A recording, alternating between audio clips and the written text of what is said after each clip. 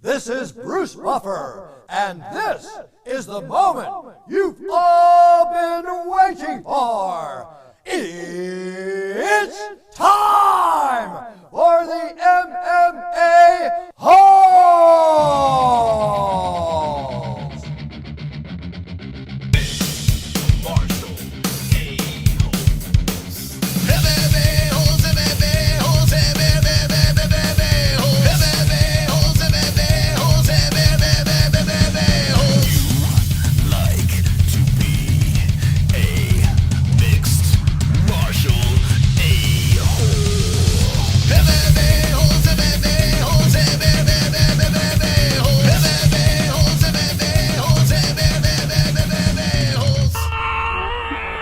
No way.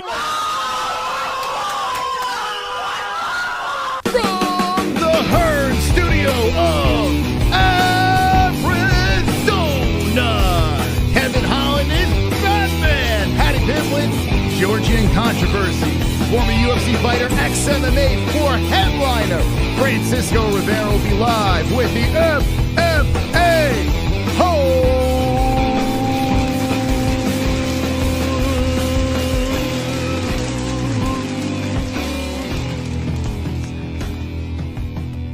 Welcome, friends, to the show.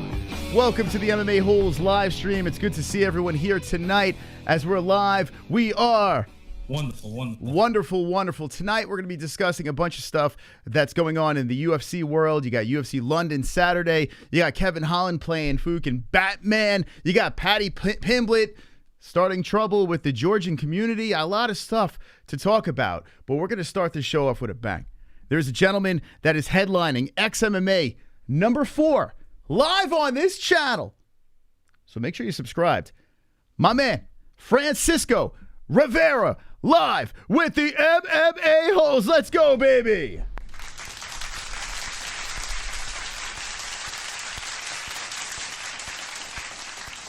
Francisco, welcome to the show. What's up, guys? I'm happy to be on the show. I appreciate you stopping by and taking some time out of your busy schedule. Main event. This is some big news over here. We're very friendly with XMMA. They got a great promotion. We've seen you on the card before, and now here you are, undefeated in XMMA, I say, fighting John Dodson. How pumped up are you about this? I'm pumped about this. You know, we're both former UFC guys. You know, we never got to cross paths in the UFC. You know, he's been around for a long time. I've been around for a long time, and I'm glad we get to both fight each other on the main event April 2nd, XMMA.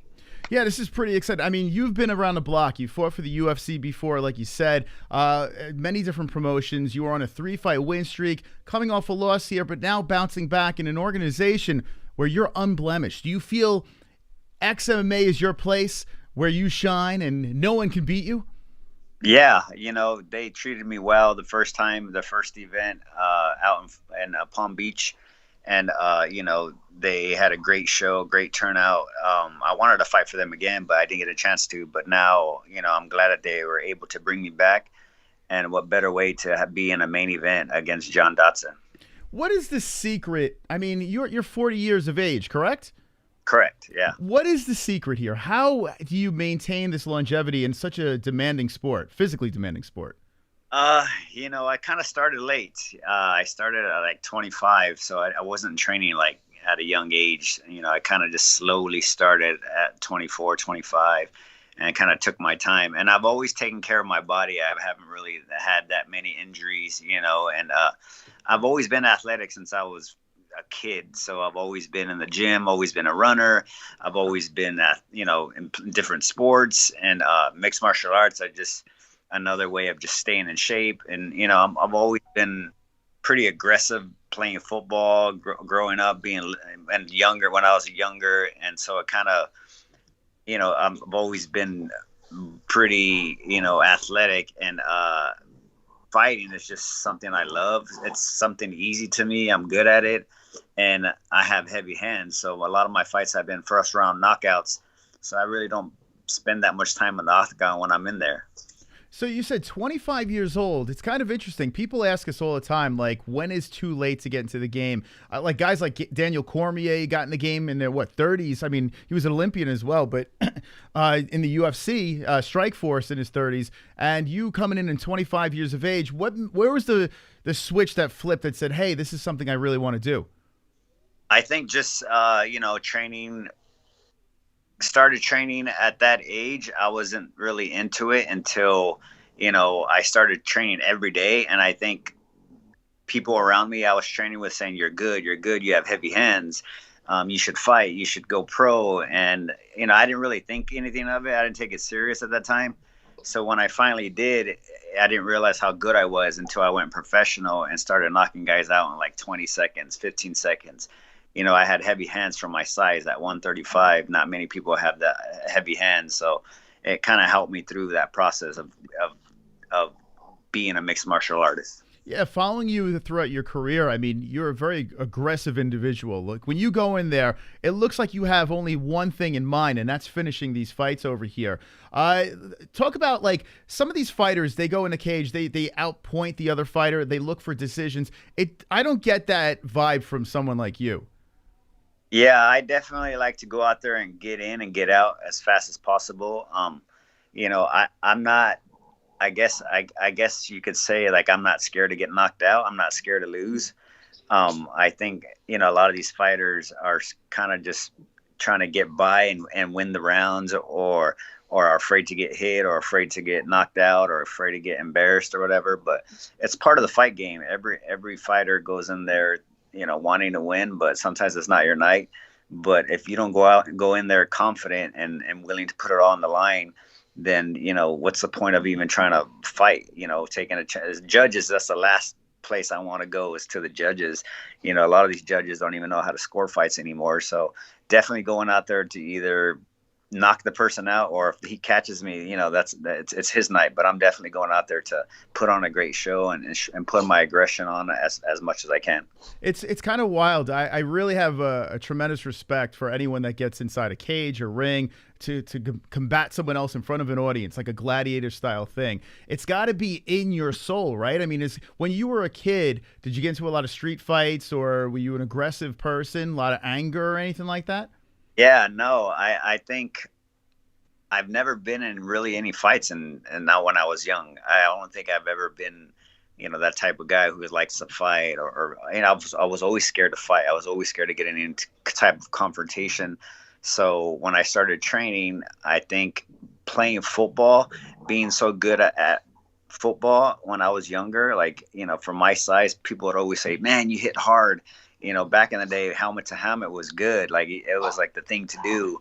So when I was like 8, 9, 10, 11 years old, I was hitting guys who were like 6 feet, 200 pounds, and I was hitting them head on and just tackling, and I just didn't care. And I think that aggression in football transformed into like the fighting style, the way I fight, and I think being so aggressive in football leads the way I am in fighting. The aggression I have, the way I fight is kind of just, from being so much into football all my life. That was like the sport I loved.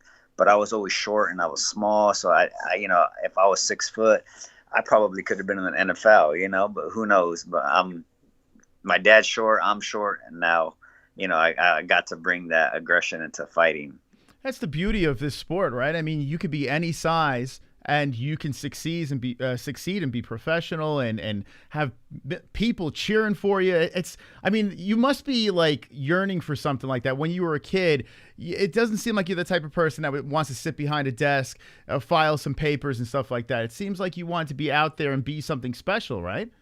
Yeah, it definitely is a great feeling when you have fans and teammates and friends that cheer you on. It's a great feeling, and I think fighting was something that kind of brought back memories of playing football and of having people cheer you on and teammates cheer you on and people looking up to you and thinking you're good at something. It's a great feeling. I kind of, fighting, it put that same feeling I had when I was playing football into fighting. So now when I fight, it's like, people see the way I fight. They like the way I fight. I'm always putting on a show, and seeing people and friends happy and cheer you on is a great feeling. Now, you said you're 5'9" or 5'8"? I'm 5'8". You're 5'8". Okay, so you're not. I mean, typically you're not a short individual. You're an average sized guy. So, but fighting at this weight class, though, there's got to be some sort of advantage, right? I mean, you're genuinely bigger than most of your opponents, wouldn't you be? Yeah, definitely. I feel like I'm always bigger than my opponents. I cut a lot of weight. I'm strict on my diet, but I think once I rehydrate and get all my kind of that weight back on, I'm very powerful. I'm very strong. I've always been strong and powerful at my weight, so it's an advantage. I think this weight class is perfect for me. I think 45ers are a lot bigger and stronger. I think I'm at that verge where, like, if I go to 45, these guys will be a lot bigger and stronger. And at 35, if I'm strict on my diet and really, really taking care of my body, and then I can beat anybody at 135. And John Dodson coming in at 5'3", how much of a? It's got to be a challenge, right? When a guy is that much shorter, how do you adjust for someone so much smaller? Yeah, John Dodson's small, but he's quick, he's fast. So I try to bring in some training partners that are kind of the same size or small, quick. And a lot of my teammates are at my gym are a little small, so I've always trained with smaller guys, quick guys, a lot of 135ers, a lot of 125ers. So I'm used to that, having the small guys. So it should be fun. It should be a fun fight. I think, John Dodson is always throwing tricks and always doing something crazy. So I'm prepared for anything, and I can't wait to fight him on April 2nd.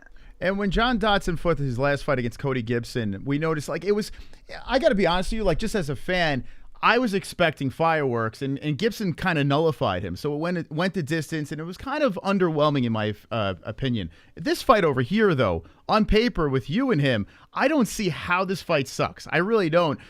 John Dodson's got heavy hands. He's got power for a smaller guy for sure, and he's electrifying. I feel like you guys are going to bring out the best. Is there any tension or heat between you two? No, not at all. I respect the guy. He's been around for a long time.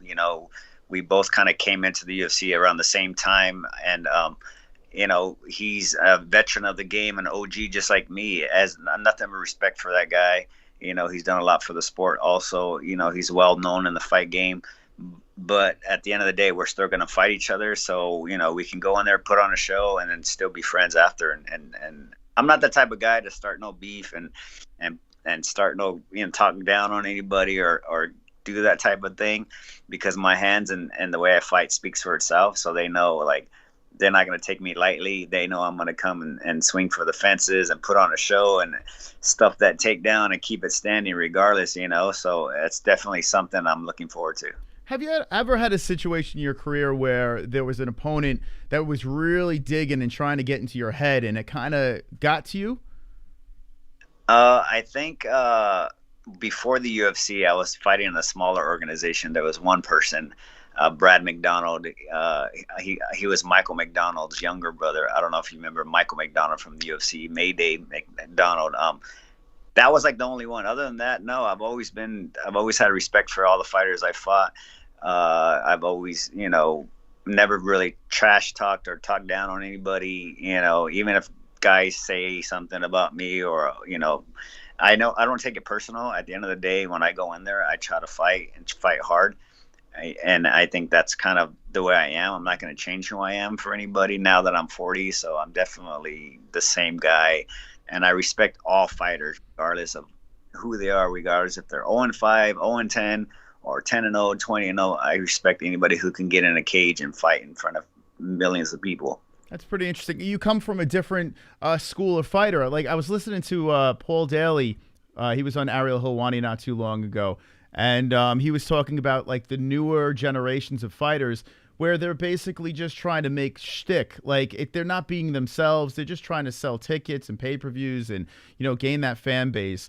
Do you have young guys in your gym that you kind of mentor, and do you guide them in certain directions to avoid that path? Or what do you think about the showboaters and the crazy guys? I mean, it's not me to tell you how to be. I kind of just, they see how I am. They know how I am. So if they like what they see and see how far I've gone and, being in the UFC and fighting all my life. But if that's the way that if that's what's going to get them in the big show, if that's what's going to get them notoriety, it's kind of seems like that's how you get into big shows now, and that's how people want to see you fight. People want to see you put on a show. They want to see you talk. They want to see that confrontation. They want to see who's, who can talk the most, who can egg each other on. And now you see on social media, like weigh-ins are like they're beating each other up, they're pushing each other, they're flipping each other off. It's just like, I don't know the point of that, because at the end of the day, you get in the cage and you're like, what was that guy at weigh-ins? All of a sudden, you're trying to wrestle and you're trying to, be nice in the cage, So I think it's all just a front, but to each its own. Every fighter is going to do what they want to do at the end of the day. I'm going to name 3 guys that come to mind, and I want to know your thoughts on them. First, we'll start with Colby Covington. What do you think of a guy like that? He talks the talk and walks the walk. He has a big mouth. People hate him. People want to see him lose. But then again, people are watching him fight. They're paying to watch him fight. I'm obviously not a fan of that whole trash talk, but he's winning, and he's a boring fighter. He's not going to try to, he wants to wrestle and use. But then again, that's part of the fight game. If you can wrestle and keep it on the ground and grind you out and win, then that's what it is. At the end of the day, he's winning and making his money, and I'm not hating on that. What about a guy like Sean O'Malley? Now we got a younger gentleman that's in the game. He's got the hair. He's got the whole shtick going on, the sugar show. What do you think about a guy like that? I mean, that's his style, It's who he is. I met him before at the lab. I trained with them a few times. And these guys are all cool. They're all nice, It's not like they're dickheads in real life. They know what to do to sell. And, at the end of the day, this is we're self-employed. So you got to do what you got to do to make that money for your family, do what you got to do to have that long career and make as much as you can, because it doesn't last forever. We're actually a couple of exits away from MMA Lab. They get some interesting characters coming out of that gym. And Sean O'Malley, it's funny, at first he was kind of, I was interested from the Contender Series. Then the whole hair and the shtick thing came out, and I was like, is this guy a dummy? And then all of a sudden, it seems like he's kind of getting more comfortable within his character and his fighting persona. Like, it's just kind of coming together nicely. And I think there's some maturity going on right now with him. Do you see that? Yeah, definitely. You see the change from the coming from the Ultimate Fighter to now. You see how he's changing, but he's still that same sugar show, so he's keeping all that. It's at the end of the day, he's doing what he has to do to keep that image. It's working for him. He's doing a lot, he does a lot. He's famous now. He's one of the top guys in the UFC just from that persona he has, and that's props to him. I wish I could have done that when I started my UFC career, but it's hard to be that way when you're not that way. I can't fake that. Some people can, and if it works for you, good for you. Is that do you have regrets? Here you are sitting at 40, you're still in the game, you're headlining an XMMA card, but looking back at your career, are there any regrets? I mean, I wish I could have done some things different in my career, and then being in the UFC, I could have used that platform to make more money and put myself out there and talk shit against other fighters or bring out some stuff. But it's just hard for me because I'm not that type of person, I don't like being that way. I don't see myself.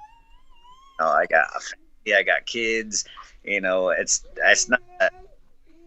So being that way, I made more money and retired happy, but it is what it is. I don't regret anything. I'm happy I was able to fight for the UFC for so long, and now I'm here for XMMA. It's funny you say you have kids. How many kids do you have? Because my kid's yelling in the background right now. I apologize for that. How many kids do you have? I got 2. I got an 8-year-old daughter and a 9-year-old son. Yeah. 8-year-old daughter and 9-year-old son. Give me some advice here. My daughter she's going to peek her head. There she is. Hey, Ellie, how you doing? 10 months old. Help me out here. How do I handle a daughter? Wow. Girls are just, it's different for the girls. I treat my son different because he's a boy. I'm rough with him. I'm playing with him. I'm messing with him. I'm yelling at him, grabbing at him, teaching him how to fight. With my daughter, I just like holding her, loving her, nice to her, whatever she wants. My son will be asking her to ask dad if he can do this, if we can do that, and she knows I always say yes to her. So it's different with girls, you know. I'm definitely a girl. But you know, once they get past a certain age, it's all uphill from there. Once they get to like 3, 4, 5 years old, it's like they listen, they're easier, you get more control. But when they're the first 2, 3 years old, it's like you got to be careful, you got to watch them. But it's a fun process. It's fun getting to each stage and enjoying the process. Yeah, I'm trying to wrap my head around it. I was like, oh, I want a boy, and then all of a sudden I have my daughter, and now I'm like, I'm a mush. Like, I'm just such a melted. Like, anytime I have her in my arms, I just feel like everything stops. It's such a bizarre feeling, right? Yeah, it is. It's definitely, especially for with the girl, it's a different feeling. You're more, you know, you're more caring, you're more loving, you're more gentle, you know, and not having a father, me growing up, it was hard to be a dad. You know, I didn't know how to be a dad. So I was learning, I was going by what I've known and what I've seen. So it's a process for me. It was different, you know, but I loved the process. I enjoyed every moment of it, and I'm still enjoying it now. So talk to me about this. So growing up, your pop wasn't around. Did he pass or leave, or what happened? Yeah, he wasn't in my life my whole life pretty much. And when I was in the UFC, I tried to go out and find him, and like they helped me look for him. I was like doing interviews and like asking if anybody has known who he is, you know, because I'm named after him, Francisco Rivera Jr. And I never got to find him. I ended up looking him up on, like, I forgot what it was, an OC recorder, and he ended up passing away a few years before. So ended up finding out he passed away. Yeah. Wow, that is wild. So you were raised, did you have a stepfather or anything like that, or? Yeah, I had a stepfather. He's been a great stepfather. You know, he's been in my life since I was in junior high, and he's still married to my mom. He's a great guy, great father figure, but he wasn't my dad. You know, I wanted to know where I got the blood I have, like the heart I have, the mindset I have, the strength I have, the type of, some things I get from my mom, but I know some of the things I have, the Mexican side where my dad was born, that bloodline is from my dad. And I feel like that's the type of fighter I am, you know? That's fascinating. Like, so you were growing up and your friends were, you see friends with mom and dad, completely normal family and stuff like that. And always in the back of your mind, as much as you love your stepfather, you always are chasing to find out this information. And then finally, when you're about ready to find it out, he passes. I mean, that is incredible. So how do you recover from something like that? I mean, I would imagine a lot of your fire in your fights might even come from that. It might stem from some sort of anger that you never had that opportunity to have that relationship. Yeah, definitely. I've always wished I had a dad in my life, I guess, being where I came from and being a fighter, making it to the UFC. My mom was there, but it's different with your mom. My mom's scared. Be careful. I don't want you fighting. I can't watch your fight, and I'm like, Mom, it's going to be okay. I'm going to be fine. But wishing I had a dad that was there to have your back, to tell you got this, son, you're doing great. We're here for you. It's a different type of thing. And me being a father, I know that feeling with my son now and my kids Sure. now. I'm here if you guys need anything, like watching them play sports or watching them do, or be in a certain way in school or whatever. And so I wish I had that in my life. And I think, yeah, you're right. It does come out in me when I fight. Like, I have a lot of aggression. I have a lot of anger, sometimes certain things growing up in my life. And I think that's what makes me the fighter I am, is because I don't want to disappoint family. I don't want to disappoint my kids. I don't want to be looked at as like, oh, well, you're not good enough. You're this, you're that. So I think going in a cage and fighting somebody is easy for me. It's like, I have nothing to lose. I'm here to make a statement, here to show everybody I still got it. And I think that's the way I fight. I kind of black out and just go forward and put my head down and just fight. Yeah, it's wild. Like, just speaking to you now, you're a complete sweetheart, but in that cage, you see it's like a rabid animal. It's kind of wild, the transformation you go through to get into that cage. Yeah, definitely. People see me and they fight, and they watch me fight. They're like, "Wow, I'd never expected to see that type of fighter." You know, when I tell people I fight, they're like, "You fight, really? You kind of look like it, but you don't act." I'm not cocky. I'm real nice. I'm respectful. I'm always looking at my friends, family, and yeah, I go to bars and fight. I don't go out to. I'm not that type of person, you know. I'm always looking out for my safety and my kids' safety. But if something happens, I know I can protect myself and my family at all. Anybody who needs help, like I'm not to help or do whatever I have to do to you know, control the situation. Tell me about, I saw someone in our live chat talk about your tattoos. Tell me when you got your first tattoo. Man, I got my first tattoo when I was like 17 years old, and I regret every single tattoo. I wish I didn't have any. I wish I just was clean, but you know, when you're young, you don't care. You just kind of it's a cool thing to do when you're, you know, a certain age. And I think that's what I did. I got so many when I was 18, 19, 20, when they were just coming out. Everyone started getting tattoos, like tribal and like different type of stuff, stars, and like it was a cool thing to do. My mom would always say, "Don't get tattoos, you're gonna regret it." But I didn't care. I was getting them. And then sure enough, now that I'm older, now I'm trying to fix them, make them nicer, make them look cool. But I wish I didn't have any now. That's fascinating. And you're covered in tattoos. I mean, I got a bunch of tattoos as well. But it's funny. I always look at tattoos where it doesn't really matter. Like, yeah, there's some goofy tattoos out there. But I feel like every time you get that ink to the skin, it's a moment in your life. Like, if you look at your tattoos, do you like, okay, this is when this happened, this is when that happened? Is there anything that's positive about your tattoos? Yeah, definitely. I definitely have some that I have memories of when I was younger, you know, stuff that I went through. Obviously, you know, getting tattoos helped me with certain points in my life. Now that I think about it, and, you know, one of my best friends who got me into fighting passed away in a car accident. I got his last name tattooed on me.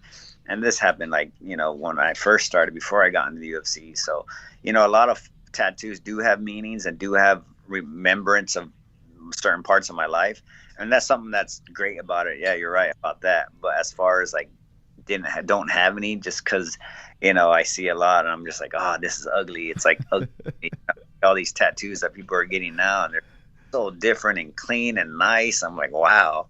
Yeah, the tattoos now are ridiculous. It's crazy. I'm like, I'm 45. So I'm like you, man. Like my tattoo, I had my buddy just drawing me like moments. I'm like, hey, this would be cool. And it doesn't look anything like, now it's like, it's beautiful, the stuff that's on people's bodies. Yeah, it's crazy how much the tattoo game has changed. You wouldn't think it would change that much. And now it's like, wow, it just looks unreal. Yeah, me, I don't even care anymore. I'm so happy. Like there are moments. Yeah, I look back. I got a tattoo that says "awesome." I just wanted a tattoo that says, "I wanted an awesome tattoo." I don't even know what the hell's wrong with me. With your kids, though, do you worry about as they get older? I mean, I'm sure they're probably at the age now where like, "Hey, Daddy, you know, what does this mean? What does that mean?" How are you gonna handle that? Yeah, I mean, now that they're older, my son just notices everything. He's real into, like, you know, he's very smart. He's, you know, he notices everything. Anything I say, he'll remember. He repeats it back to his mom. He knows everything. So now he's like, I want to fight. I want to do this. I want a tattoo. And I'm just like, when you get older, son, you can do whatever you want. Once you get older, you can do whatever you want. But this is why I got this. This is why I got this. This is wish I didn't have it. But, you know, once you get older, you can decide whatever you want. I don't tell them like, no, you can't get tattoos, you know. Now, how about training and stuff like that? Do you ever bring your kids to the gym? Yeah, I definitely do. Since they were little, I used to bring them to the gym in the car seats, you know, and put them right there, and they would sit there or whatever. But they know it as punch, kick since they were babies. It's not like I'm going to fight, I'm going to train. It was always, oh, Daddy's going to go punch, kick, since they were little. So now they're older, they still say, all right, Dad, I'll see you later. Have fun at punch, kick. So it's like, you know, something they know that's what I love, and that's worked for me. So I love that they come and see me, but at the end of the day, I don't want them to fight, but I do want to teach them how to protect themselves. So my son always said, "Oh, I want to fight. I want to do this." I'm like, "Okay, I'll teach you. I'll teach you," but I'm kind of scared to do it. Yeah, well, like now, say, I mean, it's got to be cool, like when your son follows in your footsteps, but at the same time, it's got to be difficult knowing what you know about the game and then seeing your son go through the same thing, the ups and downs as you did. Would you like to corner your son down the road? Would that be something cool? Yeah, definitely would. I think once he gets to a certain age where he understands it more, and he can learn a different way. Right now, he's kind of still little. Like he'll train a little bit and then he'll not be into it. So once he gets the understanding of it and sees how tough it really is, then if he decides to do it, of course, I would love to help him, teach him, train him, corner him, whatever he'd want to do. Now, what about your daughter? Because we want to get our daughter in self-defense for sure, jiu-jitsu, the whole deal. But like with you knowing how everything goes, are you fearful that your daughter might want to get into the sport as well? Would that be Yeah, and I guess if it happens, but she's so into like other stuff that like I don't have to worry about that yet. But when she sees her brother like telling me, "Oh, I want to train, I want to fight," then she'll be like, "Oh, I want to train too, I want to fight too." So I gotta make sure, like, okay, well, I'm gonna train and teach both of them, see how they like it. But I mean, it just depends, I wouldn't not want my daughter to learn how to fight. Like, I would love to teach her, make sure she knows how to protect herself. A lot of bullying going on and stuff like that. And they letting her know that she can protect herself and or help someone else if they ever needed it. I can't imagine when your daughter starts dating and she brings the guy home to a UFC fighter. Like, I mean, do you have this planned out? Like, you're gonna be like with the gloves on, the whole deal. Like, how are you gonna introduce the new boyfriends? I don't know. I mean, I have no idea what I would do to protect my daughter and my kids. So it just depends on what day you catch me in a good mood. I'm dreading that, but I could only imagine like them coming over to your house. You'd be like, "Oh wait, I'm not messing with that." That's gotta be fun. So the MMA lab, you said you used to train there. Are you familiar with Jared Cannonier? Yeah. My old coach Eddie Cha, he used to train he used to teach there, and he used to be one of the head coaches there before he left to Fight Ready at St. Henry Cejudo's. He was my head coach for all my UFC fights. That's how I met the guys at the lab, and that's how Eddie Cha moved to Arizona with Henry Corrales, and now he's with Henry Cejudo and Fight Ready Gym. But he was at the lab for a few years. Me and Ben Henderson were both in the UFC, and Eddie Cha cornered me in London, and we introduced him to Ben Henderson and Crouch from the lab, and he hired Master Cha to be the head striking coach there. So then I would go over there and spend time with my family. My mom lives in Arizona in Phoenix, and I would go and stay there and then go to the lab and train there a few times. Oh, it's interesting. The reason why I bring up Cannonier is because with him fighting Israel Adesanya, it looks like that's a done deal. What do you think his chances are against Izzy? I mean, he looked good his last fight, I know when he fought Robert Whitaker, he had like a hurt shoulder or hurt arm or something, or broke his arm that first round. So, I mean, it just depends on what Cannonier shows up. Every fighter has a chance, and every, you fight for the belt, you're definitely one of the top guys. Him coming from heavyweight to light heavyweight now to middleweight, that's just insane. Like, for somebody like that to do that and then be at the top still, I mean, give that guy a shot. He definitely has a shot. Yeah, I'm looking forward to that fight. I really am. That'd be something else. If Jared could pull that off, Izzy gets the big contract, Jared gets the win. He seems like he's got this crazy chip on his shoulder right now. I tried to slide into his DMs. He doesn't want any part of anything right now. Like, he is in the zone. And I think he's getting trolled a lot, too. Like, there are a lot of people online. I noticed a lot of fighters that we're talking to now, like, they say, "Hey, I'm sorry I didn't respond because we got all these knuckleheads in our DMs, talking shit." Do you get a lot of that, like people talking smack to you? I used to. When I was in the UFC, man, I would get it all the time. But, you ignore it, you leave it.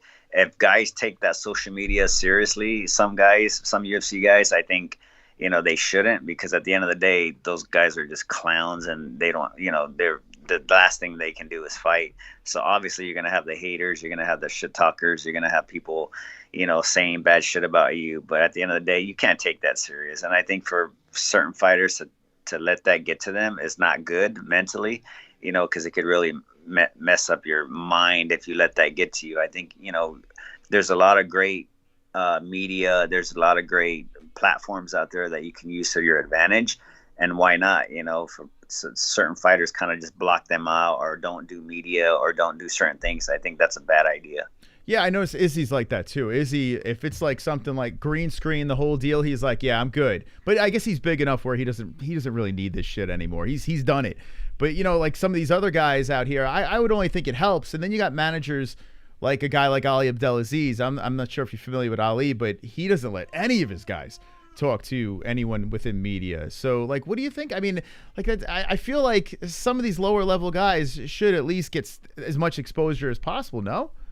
I mean, I mean, then again, like, you have certain fighters and certain gyms and agents that don't let you, and I think that's a bad idea. I mean, when I was in the UFC, I was doing media to friends, small guys, like just anybody, just getting your name out there and putting it out there, regardless of what it is, good or bad. Just put your name out there as much as you can. At the end of the day, like, you're not going to be on the top forever. There's always going to be somebody better. You're only going to fight for so many times, and you're going to wish you did the small things. You're going to wish you did the small media. You're going to wish you did the certain things, you know, but to each its own, you know. A lot of these young guys don't realize it until later. Once they get cut from the UFC, nobody wants to talk to them. So that's your fault for not talking to the smaller reporting guys that were trying to help you out and you didn't, you know. It is fascinating. Do you feel that pressure, like that ticking clock, like basically, hey, I have this amount of time to get as much as I can done within this world? Or are you just pretty much like, hey, I'm just gonna,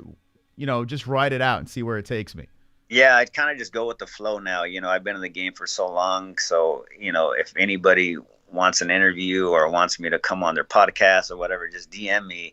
I'll do it. You know, I'm not the type that, you know, to say no. You know, I've been around for so long. I know how it works. I've, you know, interviews for everybody in the UFC. So if, you know, I'm not like that. I love doing interviews. I love meeting new people and putting my name out there and helping anybody out as much as I can. What has been the most uncomfortable interview you've ever done? I don't think I really had any, really. I think they've all been pretty cool, you know.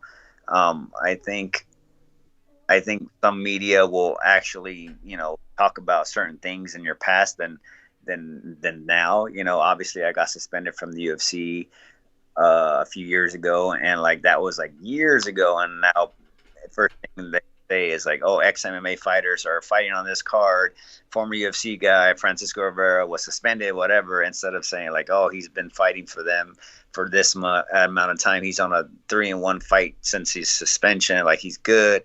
But no, it's always like something negative, you know. I feel like they always want to put that negative stuff out there. And I think that's the only thing that sucks. I wish they wouldn't go back as far, you know.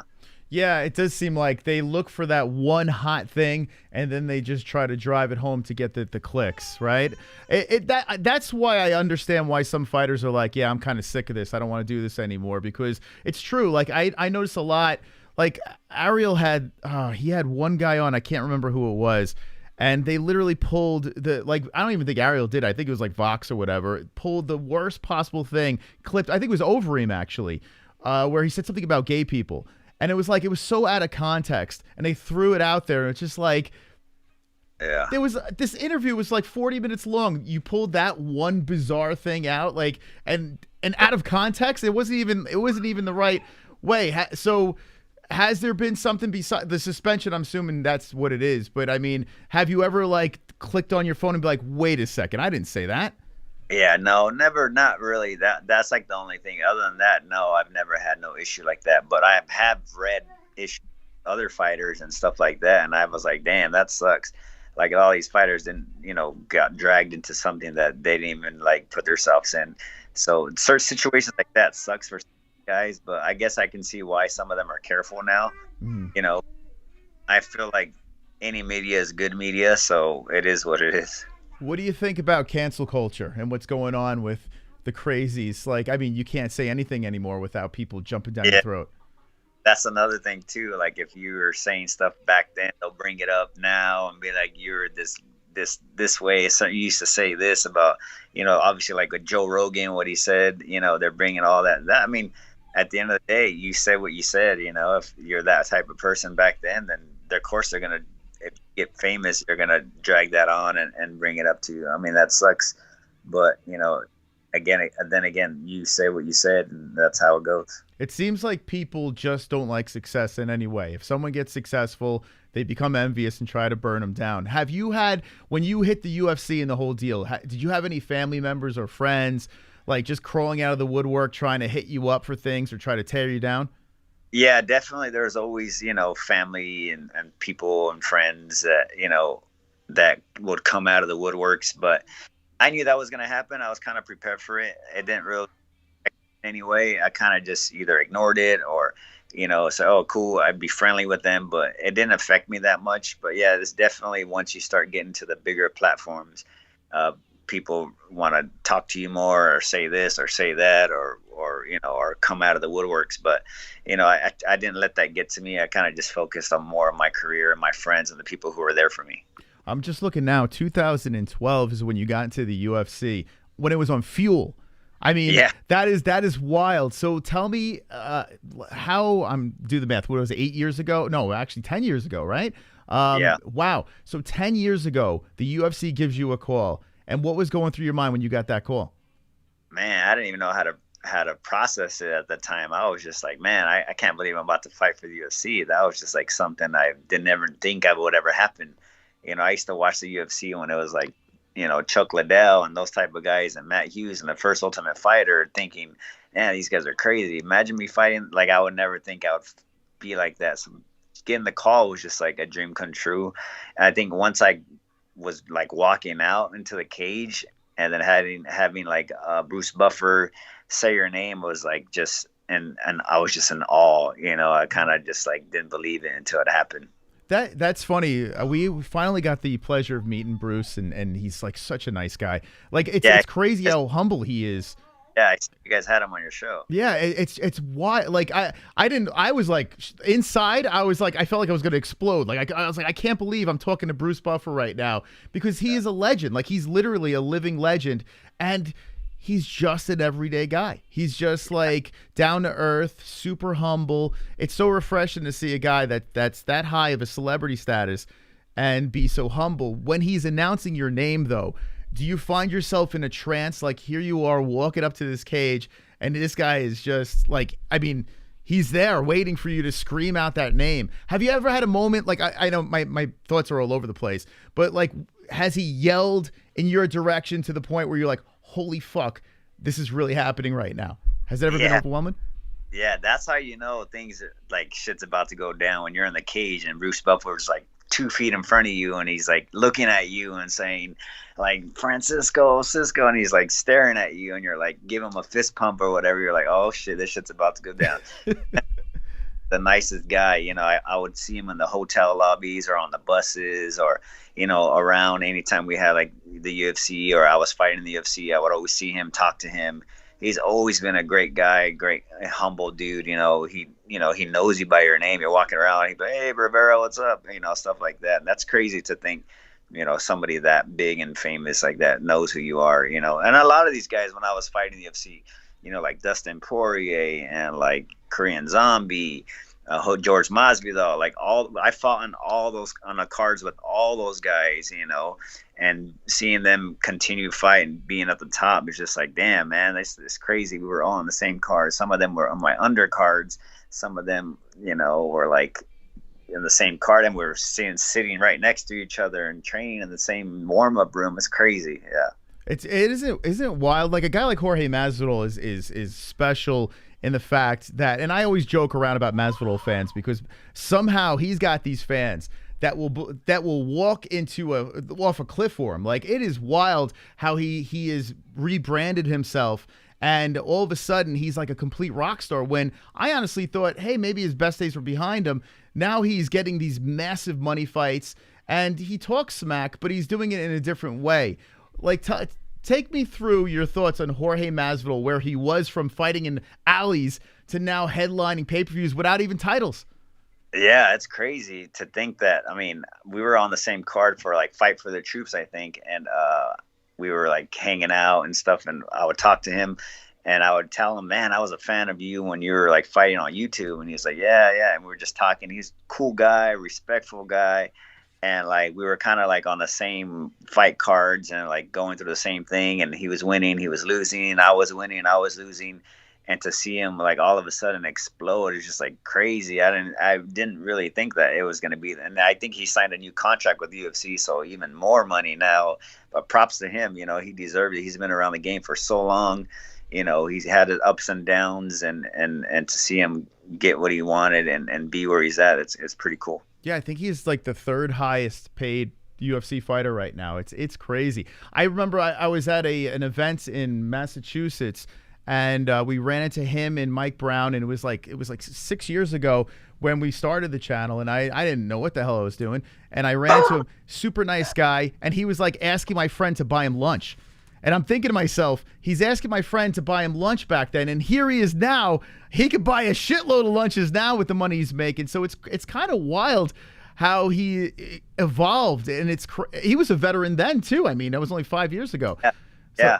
I mean, people think that you were in the UFC, you're making millions of dollars at the time, and we weren't making that much money, you know. And they took our sponsors away, even made it more harder to make more money. So I think, you know, people got the wrong idea. So for him to, you know, he was in the UFC for a long time too, but I'm sure he wasn't making that much as he is now. So, you know, now that he is one of the top fighters in the UFC, you know, congrats to him.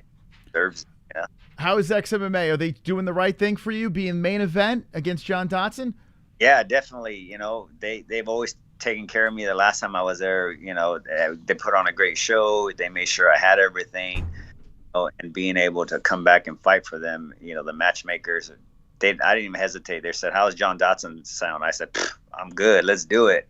They're like, main event.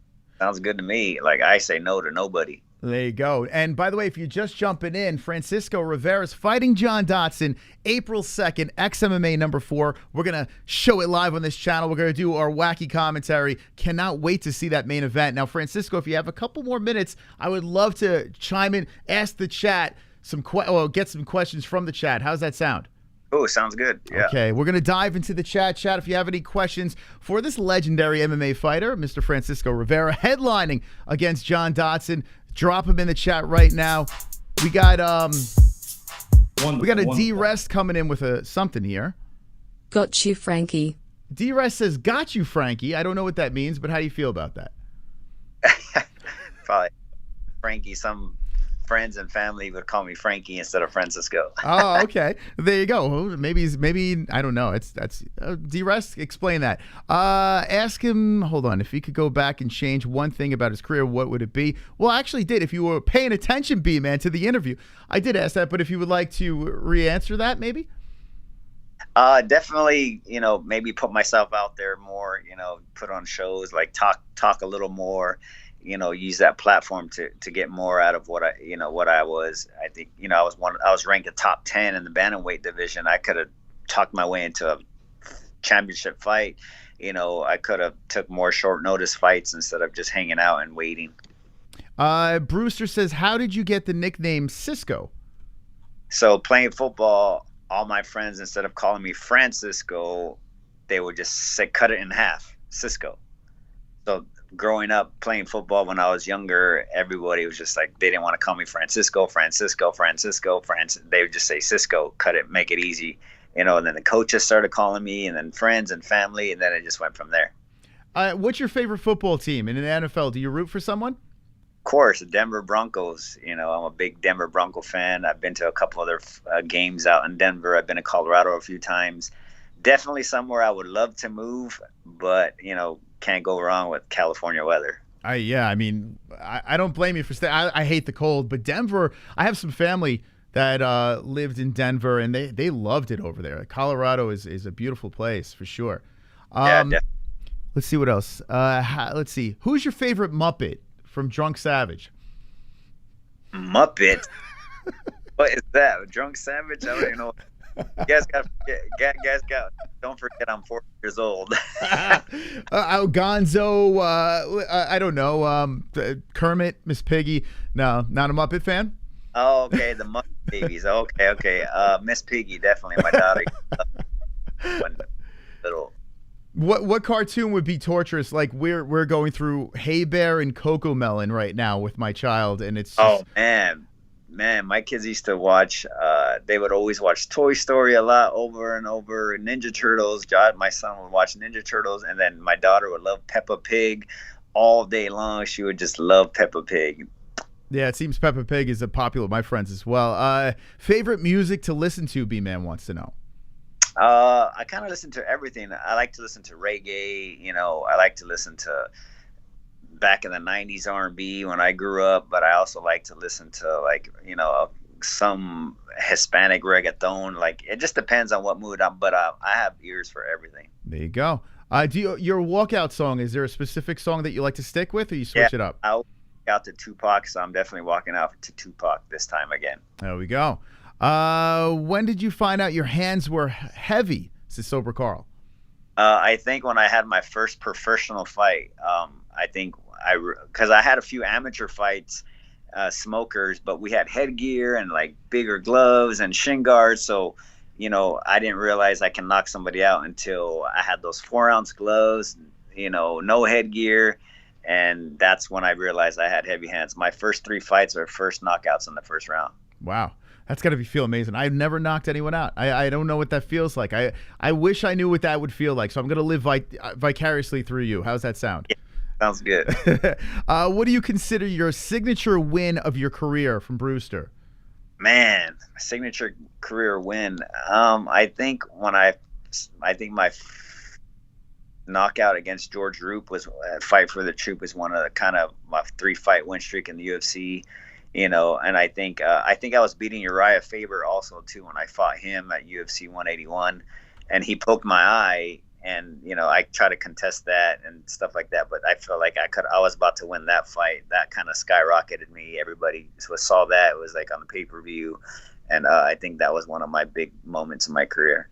Brewster says that Bruce Leroy win has aged nicely, and it does. I mean, that stands out in your resume. Bruce Leroy is another one that all of a sudden put together some winning streak. I mean, he lost his last fight, but still looks great. Yeah, and I fought him in New Orleans too, so that's gonna be good that I'm going back to New Orleans for XMMA. And yeah, I knocked him out in like 50 seconds, and he's still in the UFC, still fighting, still winning fights, and still part of the UFC. Yeah, that was a good knockout. Where would be your favorite place to fight? Man, I think out of all my fights, Vegas was obviously the best, but as far as like other countries, I fought in London and the UK against Brad Pickett. That was one of at the O2 Arena in London. That was huge, and they're fighting in London this weekend. So that being out there, being in another country was pretty cool. Let's see, one more question over here. Favorite movie, and the knitter wants to know. Favorite movie? I'm more like old school. I love let's see. I'm more like back in the day when there was like Blood In, Blood Out, American Me, like gangster movies, Scarface, like that type of stuff. That was more of like growing up watching movies like that. It's funny. I just rewatched Scarface. It still holds up. It's amazing. It's great. Exactly. Crazy. Do you like horror movies? You watch any of that stuff? No, that stuff don't scare me. It's like I'm a fighter. Like no scary movie's gonna scare me. It's funny. We had Jordan Levitt on. I'm not sure if you're familiar with him, and he likes like show tunes and stuff, and he's terrified of horror movies. Like he is not down. I'm like, you're a fighter. How you tell it? Like, what's gonna happen to you? I mean, you're gonna beat him up. Exactly. All right. Well, to each his own. Black Magic is April 2nd. XMMA, it's going down. Do you have a prediction? I mean, listen, we know you are going to win, right? I mean, that's what's going to happen. But how are you going to win this fight? I'm going to try to do some crazy knockout or something fancy out there. Who knows? John Dotson's all over the place. I'm hoping I can catch him doing something and just kind of capitalize on one of his mistakes. Well, Francisco, I'm looking forward to this fight. I can't wait. I'm sure it's going to be fireworks. It's going to be live on this channel. Now is the time for you to speak to the MMA-Holes. If there's any shout-outs or whatever you'd like to get off your chest, now's the time to do so. Yeah, thanks, guys. I appreciate it. Tune in April 2nd, main event, Black Magic, XMMA. Right here, MMA-Holes. Obviously, they're going to be showing it, and I can't wait to put on a show. Thanks, guys. All right. Thank you very much, Mr. Cisco, Francisco Rivera. We're looking forward to the fight. Good luck in your upcoming fight, and can't wait to speak to you again. Thank you. All right, there he is, the Cisco jumping in on the MMA-Holes. Ladies and gentlemen, what do you think in the chat? Is he going to get the job done? Let me know. Let me know.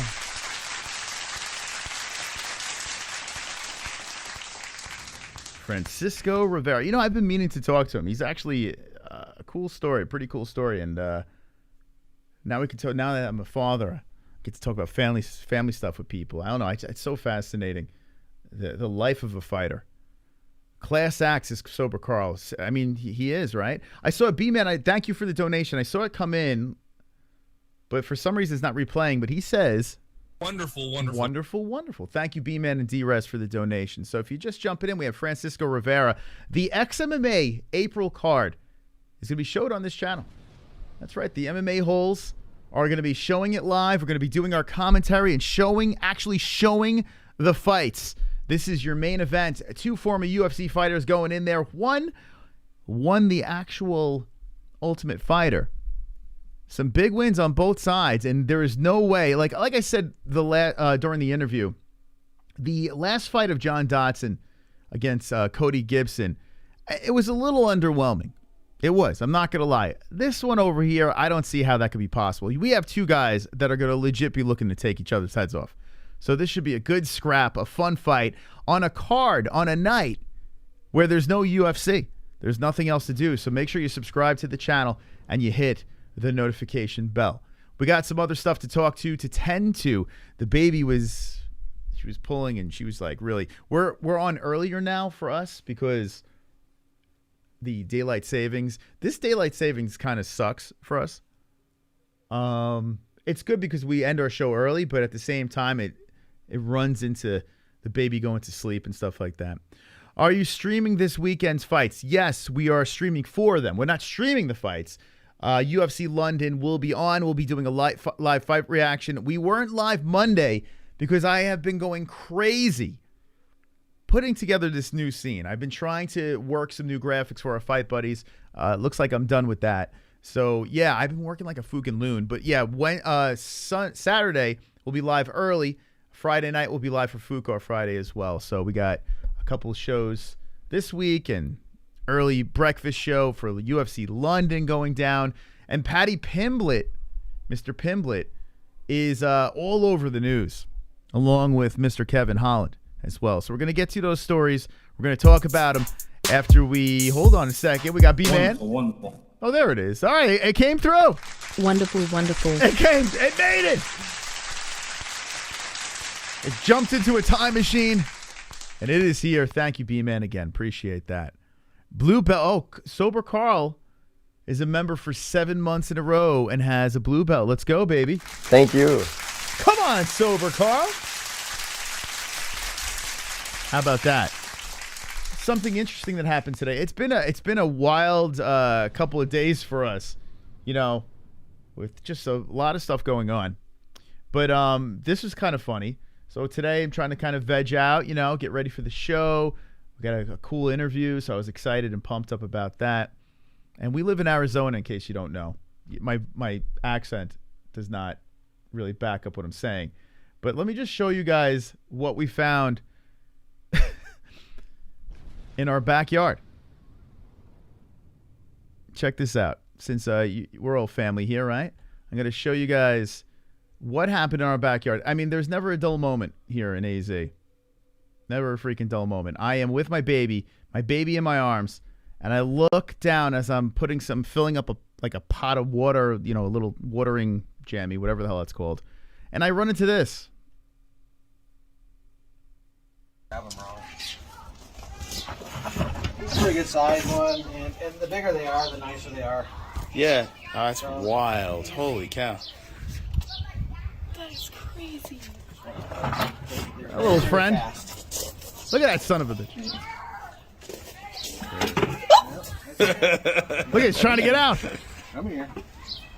Come here. Stay. That's nuts. So they're climbers, and Yeah.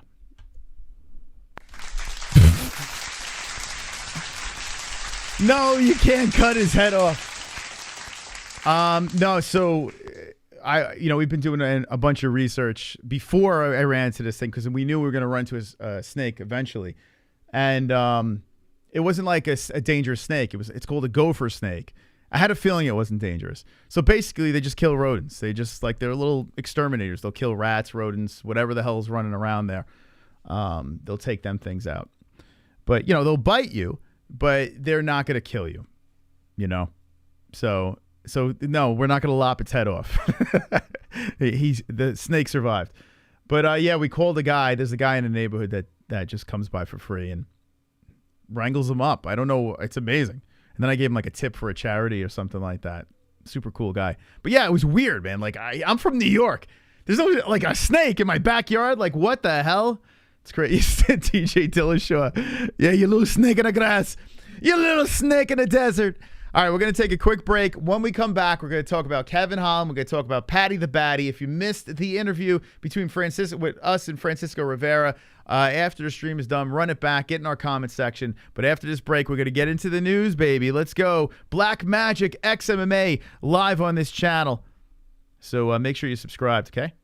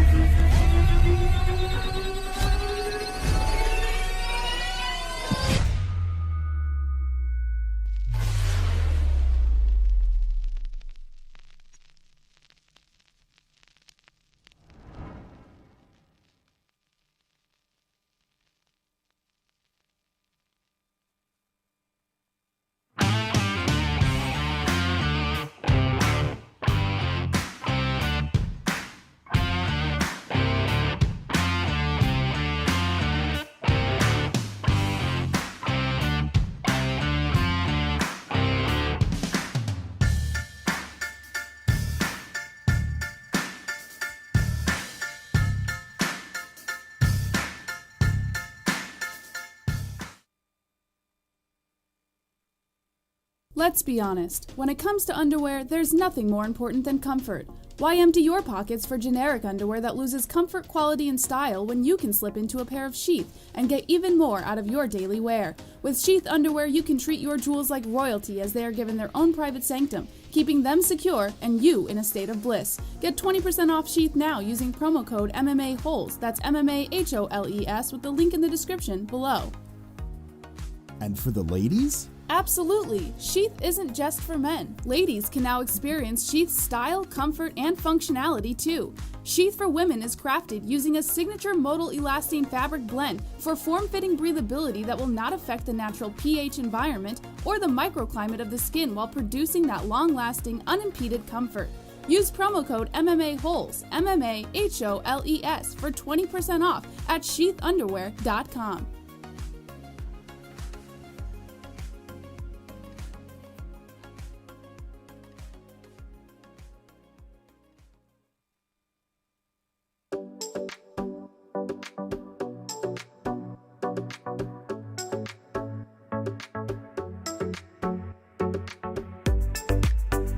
Oh, yeah. Come on. Let's all dance in that chat. Undisputed belts.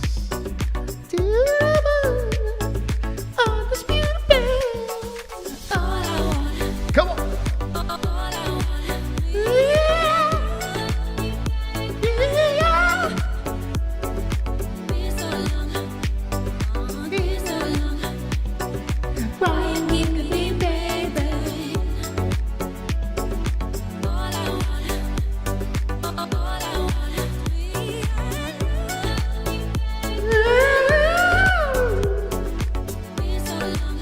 UndisputedBelts.com. Yeah. UndisputedBelts.com. Yeah, thank you to UndisputedBelts.com for providing our championship belts. We're giving 2 belts out at the end of the year. Thank you to them and all our sponsors, XMMA and Head Rush and mybookie.ag, Sheath. Let's go. All right. Here we go. Let's get into the first thing I'd like to address, the Kevin Holland playing Batman. What do you guys think about Kevin Holland going out on the streets once again, battling shooters, claiming arrest? The man is undefeated on the streets. He might have some blemishes inside the octagon, but Kevin Holland don't play. This is a real-life superhero that we got going down here with Kevin Holland. And he stops someone else, gets them arrested, goes on the Instagram. In fact, let me pull it up really quick over here. How do you not like this guy? I mean, if you're a criminal, you're probably not a big fan of him.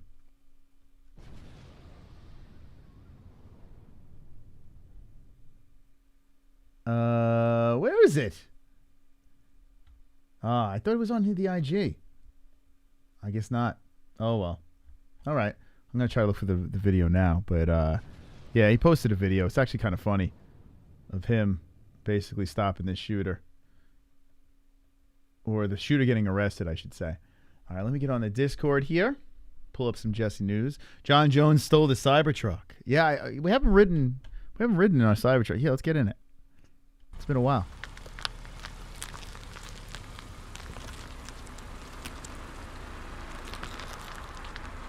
Oh! What the hell?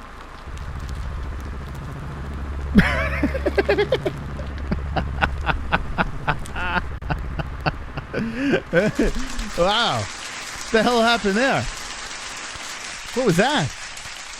What the hell? I don't know what the heck. What the hell was that about? What the hell was that noise? Some Asian lady just started saying something.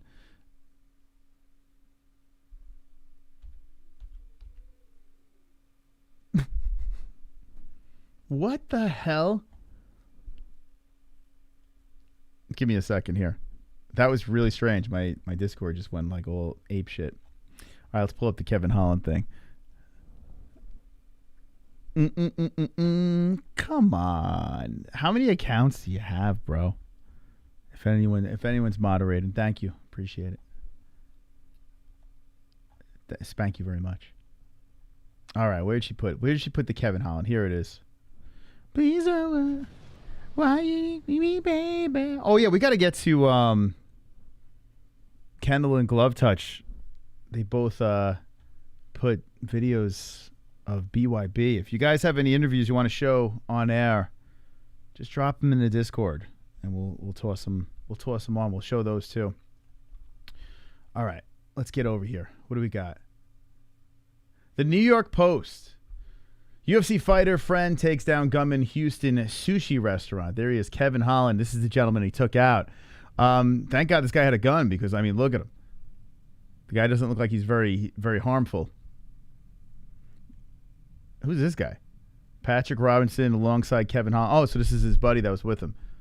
A brave customer sprang into action and quickly apprehended Jesus Adrai Cardiel. How many names does this guy have?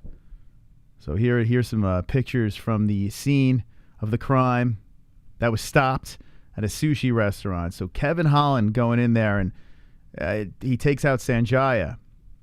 There he is, Big Mouth. Call Big Mouth, baby. Got him, took the gun from him, and then called the police. He had a backpack on him. We got the backpack away from him because we didn't know what was in the backpack. Just quick thinking, you know, we fight for a living, so. Yeah, that's right. Quick thinking right over there. So shout out. That's actually pretty cool. But my question is what the hell is going on in Texas? Why is this always happening? Like, it just seems like every time there's like Black Beast stopping guys from getting in his car, like every time there's some crazy shit going down. And does Kevin Holland have like some sort of like bat signal or something? Like, how does he know what's going on here? And how is he finding the crimes? Does he, what is the deal? But it's kind of cool, right? Like, could you imagine you try to commit a crime and a UFC fighter's stopping the crime? Like, it's like, damn, man. Out of all people, the UFC fighter's got to show up. Detroit urban survival training paying off. Yeah, you got that guy. That guy. It's just crazy, man. What a world we live in. But good on Kevin Holland. I mean, how do you not like Kevin Holland? How do you not like this guy? Now he's looking good at welterweight. So things are coming together for him. And he is a vigilante on the streets, stopping the crimes. Let me know what you guys in the chat think about Mr. Kevin Holland and the big stop at a sushi restaurant. Wonderful, wonderful. Bruh, he used ground game, not stand-up. Mas, the borders are the problem. Ukraine is getting leveled. Yeah, I haven't really... God, I hope everything's going all right over there. We're going to transfer from the Holland story over to Paddy the Batty, going after the Georgians. That's an interesting one. My brother sparring, it's all good. Love it. Flexing from Zach. And there's no tapping from the bad guy. Ha-ha! Just don't get killed. WW. What is that, James? I don't even know what that emoji... What is that thing? I have no idea what that is. I don't know what that emoji is. Early stoppage. It's just natural for him. Fuck Ukraine. Oh, that's nice. Dr. Holland's opus. Hopefully he doesn't turn into a cokehead like John Jones. Well, John Jones, in fairness, John Jones was a cokehead before he was stopping crime. So he had it in him. Holland on a 2-fight win streak. That's true. 2 hours. It's Paddy Day. The PFC champ wants to fight on the next BYB card, but transition it bare knuckles is Kendall. Kendall in the BYB universe. That sounds pretty wonderful, wonderful. Wonderful, wonderful. That sounds pretty wonderful. I would like to see that. That'd be cool. Oh, by the way, Kendall. So I was scrolling through the Discord. I don't think Jesse saw it yet. But Jesse all of a sudden is into reality TV now. Which is not a good thing. But she is into it. Sushi shops are kind of fishy. Have a great show. Thank you. I gotta go to class. Thank you. They are fishy. And good luck at the class. Tropic Tom, thank you. Thank you guys for the donations. Appreciate it. Yeah, so yeah, I saw the YouTube video. I was like, what is going on? Where do we find these full episodes? We got to binge through this shit. Like, what? Kendall's getting hitched to some dude from another country. They're training in gyms. They got cameras following them. Kendall's like, what the heck? She was in that universe? I need to know more. I need to know more immediately. The gunman walked into the restaurant where they were eating. He fired shots into the ceiling. They tackled him and took the gun away. Things are crazy in Houston. Yeah, what is going on in Texas? I know Pulse is in Texas. Who else is in Texas in the chat? And tell me what's going on here, man. Texas needs a superhero like Kevin Holland and Derek Lewis. Glad Diego won. Congrats, Kendall. Who the fook is JB? Hey, Jay, what are you? She's with baby. Later, Tom. Have fun, buddy. LOL. There you go. That's what I'm thinking. Talking about. Congrats, Tweaker. Open carry moss. You don't even have to register. Yeah, it's like that here, though. Well, it's the laws are they're cracking down, but it's like that. Every person, the guy that came to take the snake, talked to me for about an hour about guns. Like, it was just like everyone's got guns here. It's the Wild West, but you don't see that shit happening. I mean, I guess maybe in Phoenix, it gets a little crazy. You got the tweakers running around in the city and shit. But Houston's, I don't know what's going on. The hero that Houston needed, right here, Kevin Holland. All right, so good on Kevin though. That's awesome. Let's see, Paddy the Batty. Okay, I want to move into Paddy Pimblett. This guy is fighting this Saturday. Not quite I thought he was the co-main event, but he's 3 from the top. Biggest spot he's ever been in. in London. Is it London? Yeah, London. Pimblett dismissed feud with Ilia Topuria after hotel altercation. Who is Mr. Hand Sanitizer? That's what he was saying. But the interesting thing coming out of this is the tweets. And I don't think she pulled it. Hold on a second. I hope she did. Ah, shitballs. Okay, let's see if I can find it. I'll find it here. Paddy Pimblett. The thing that's kind of throwing me for a loop here. Let's see. Is this it?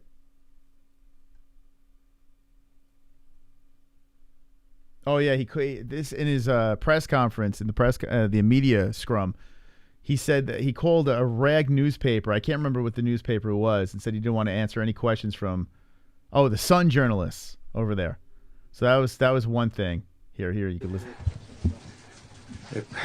Hey Paddy, good feelings this week. I mean, did you dream that this would one day happen for you? That you'd be fighting in London, the O2, such a prominent place on the card? Yeah, I knew this would happen. No, what, just before we get started, if there's any reporters from the Sun in here, don't dare ask me a question. Don't put me in that rag of a newspaper.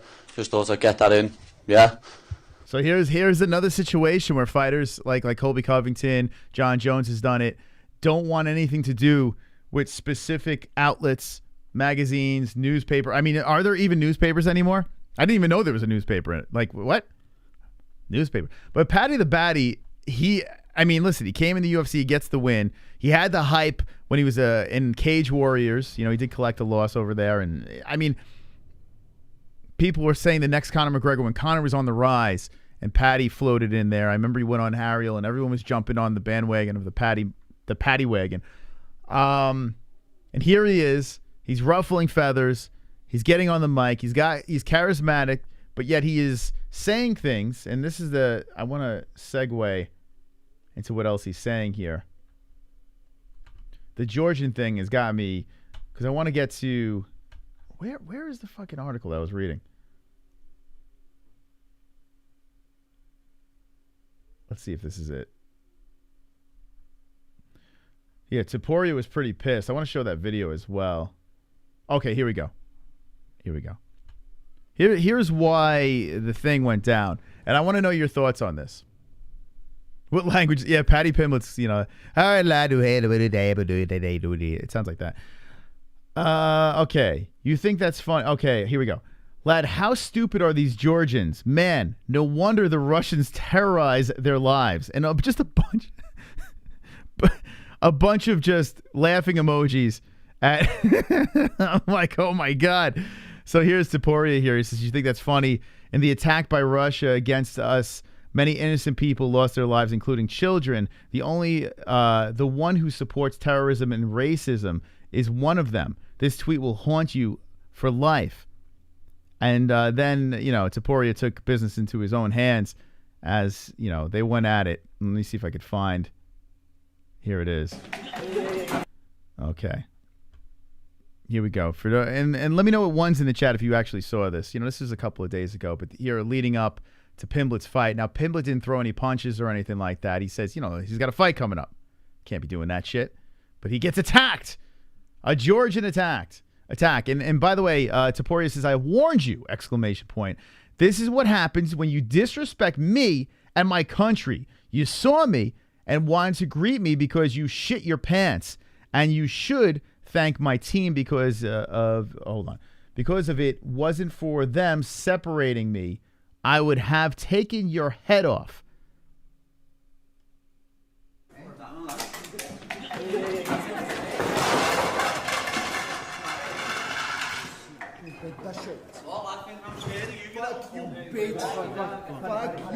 Fuck you, bitch.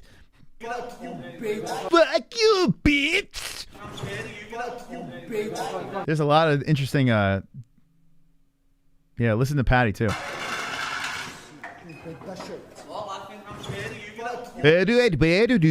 That's like Paddy, and then you gotta go, fuck you, bitch.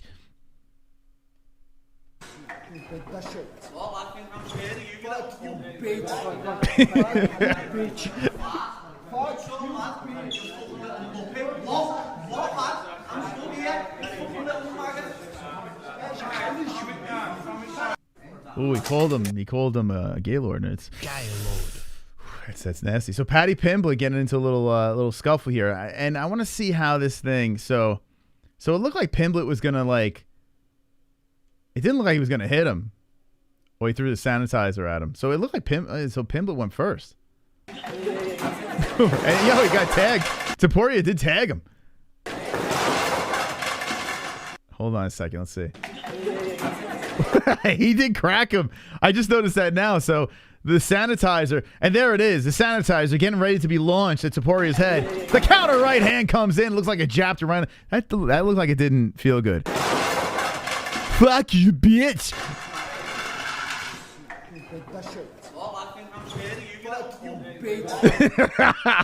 I think I got to clip that.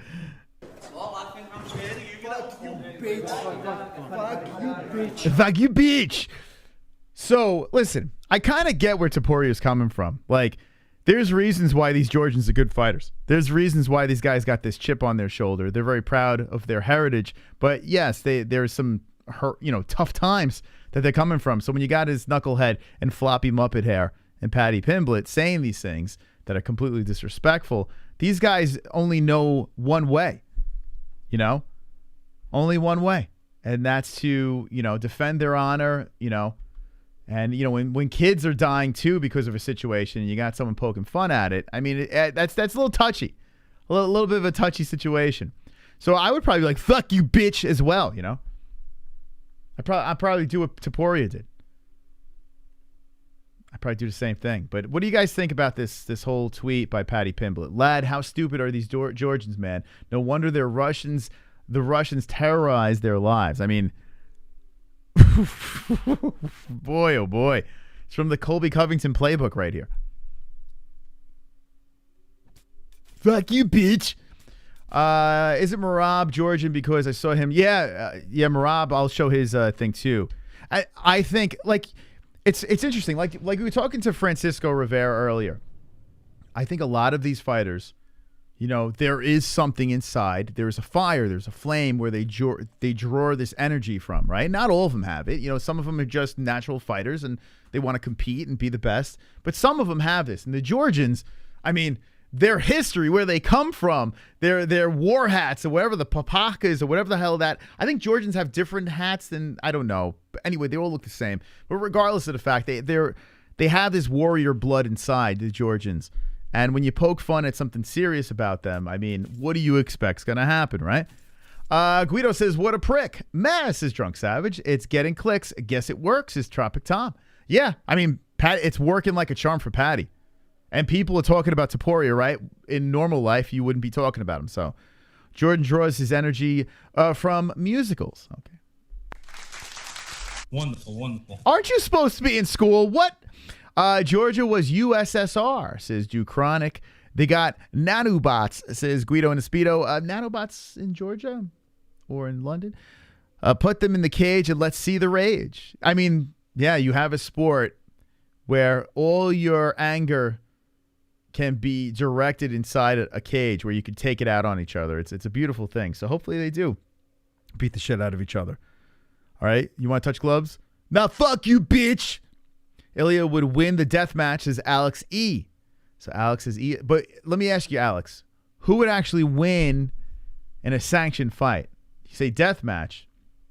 I'm curious, who would win in the sanctioned fight? It's kind of, listen, I'm the type of guy that, I like old trash talk. I do. I don't, I'm about it. But at the same time, I have to try to be as unbiased as possible and understand that there is a history here. There is some serious stuff. And I try to equate it to this. Like if people make jokes about 9/11 and I don't, thank God I don't have any family that died in it, but I witnessed it firsthand, and went through that whole experience and, seen people die and the whole deal. It's just like, so I'm thinking, okay, if someone was, poking fun at that, how would I feel? And honestly, I don't know. I don't think I would start a fight over it. I don't think I would, but I'd be like, that's kind of a prick move, but whatever. You move on. But this guy's a warrior, and I'm a pussy, so I guess I'm not equipped to answer this question. So that's the Paddy Pimblett situation, and he is fighting this weekend. on, let's move from XMMA to the UFC Fight Night. Volkov versus Aspinall. Is it weird? Am I wrong? Or am I crazy? I don't know. Tom Aspinall is a very likable guy. He won the bonus in his last fight. Very emotional. Got the knockout on Spivak. Just charging up the rankings. Looks great. Fun guy. But am I the only one that's underwhelmed by this? It could be a good scrap. But I am severely, I got to be totally honest with you. I'm kind of more intrigued in Hooker versus Allen. You know, Hooker's moved down to 145. Everyone's going crazy over his weight cut. And saying, oh my God, is he going to hit it? Is he going to hit it? He's only got a couple of days to lose X amount of pounds, yada, yada, yada. That kind of interests me more. The Paddy Pimblett fight interests me more. Gunnar Nelson's return. When the hell was the last time this guy fought? It was against Mr. Burns, 2019. September of 2019. By the way, Gunnar Nelson's last win was... Oh, damn it. I hit the wrong fucking button. I hate when it does that. Damn it. 2018. So Gunnar hasn't won a fight since Christmas of 2018. Oofa. Gunnar was one of those prospects. You know, a lot of people are high on him. This Ponzinibbio fight was a little sus because you had that weird eye poke thing that they neglected, and Ponzi took advantage of it. Then you had the Alex Oliveira win, and then he loses to Leon Edwards, who is going to be fighting for a belt. Gilbert Burns, who already fought for a belt. So, I mean, you got two top-tier guys that he lost to. So it's not like Gunnar's losing some fucking cans. Ponzinibbio, Edwards, and Burns are legit guys. Damian Maia back in 2015 is a whole different animal, right? But still, Gunnar Nelson, you know, long layoff, interests me. I'm like, okay, let's see. Let's see what Gunny can do. So those interest me. The main event, zero interest at all. I don't know. It's bizarre. So let me know in the chat, what is your excitement level for UFC London? And I'm glad they are doing it in London, and, you know, I'm getting sick of the Apex. So let's see what you guys say in the chat. Must be nice to be able to take off work for 2.5 years. I mean, yeah, could you imagine? That's great. Gonna go on a little break. Imagine we did that with this channel. We just fucking vanish for 2 years. I don't know how you pick that back up. Gunnar is a veteran, though. He is. He is. But, you know, a long layoff, cage rust is real. Hit the like button, friends. It would be nice if you smash that like button. It costs absolutely nothing. So just hit that like button, and that'd be wonderful, wonderful. By the way, we hit 60K, so that's exciting. 60,000 subscribers. 4 out of 10 main event. Yeah, other than, I think it'll be a good scrap, but other than Hooker moving down, you know, that's the only thing that's interesting to me. But, you know, it is what it is. I think Paddy Pimblett as the co-main would probably be more fun, but, you know, it's only his second fight. I like the co-main event. Hopefully my Tapology has better luck. Yeah, I did terrible as well in the last event. Yeah, bro, change it up with more fans. I want to see Paddy's star rise and conquer. You feel me, lad? Yeah, I'm rooting for Paddy. Listen, I'm hungry for another superstar. I hope it all plays out. I want a loudmouth, another obnoxious personality. I do. And Paddy can talk the talk. You know, his last fight, he got the finish, but I mean, he is very hittable. There are holes in his game, severe holes in his game. So I'm hoping he can tighten those things up. But he's still only 27 years old. He's got a fun walkout. He's fun on the mic. The guy's loony. So he's an easy guy to like, easy guy to hate. And I like those guys. I like the guys that are equally easy to like and hate. You know? I don't like those. I don't want to, you know, all right, he's a great fighter and yada, yada. All right, whatever. I don't know. I like a little WWE sprinkled on top. Yeah, baby. 60K sober Carl. Woohoo! My tattoo appointment is the 27th. So I'll be racking up the 3 tattoos, catching up on my back, my spine. It's going to be crazy. I was thinking about it. So if you're new to this, every 10,000 subscribers until we hit 100K, I said I was going to get a tattoo down my back all the way to my butt crack. So 100K would technically be a tramp stamp. But I'm getting them down the spine, Roman numerals, right? And I got the 10,000, the 20,000 and 30,000, but now I need 40, 50, and 60,000. So I'm going to be getting those down my back. And then I'm thinking, I'm like, holy shit, 4 more. 4 more to 100K. Like, we're there. Like, we're there. It's going to happen. 100K on this channel. It's gonna be a wild moment. So we're taking you guys along for the ride. How's that sound?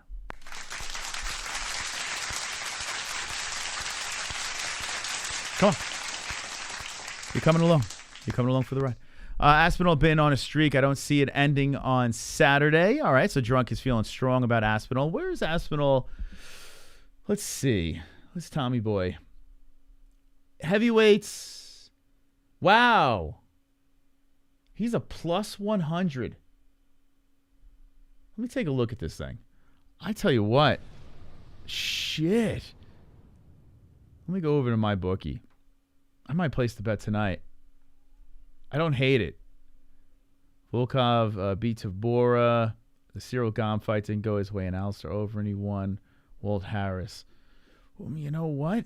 All right, let me look at bookie. That might not be a bad bet. I have a feeling it's not going to be like that, though. MyBookie.ag is our betting site. Use promo code MMA-Holes for a 100% match on your first deposit. Thank you very much. Where's Aspinall? Yeah, it's pretty much even here. Oh, see, they got Volkov at plus 110. But I think I'm still going to put the 100 on him. Let's see. Damn, I was hoping he was plus. $100, you win 71. Ah, damn it. Let me look around. Shit, is there anything else that screams at me? Paddy Boy's a minus 520. Boy, oh boy.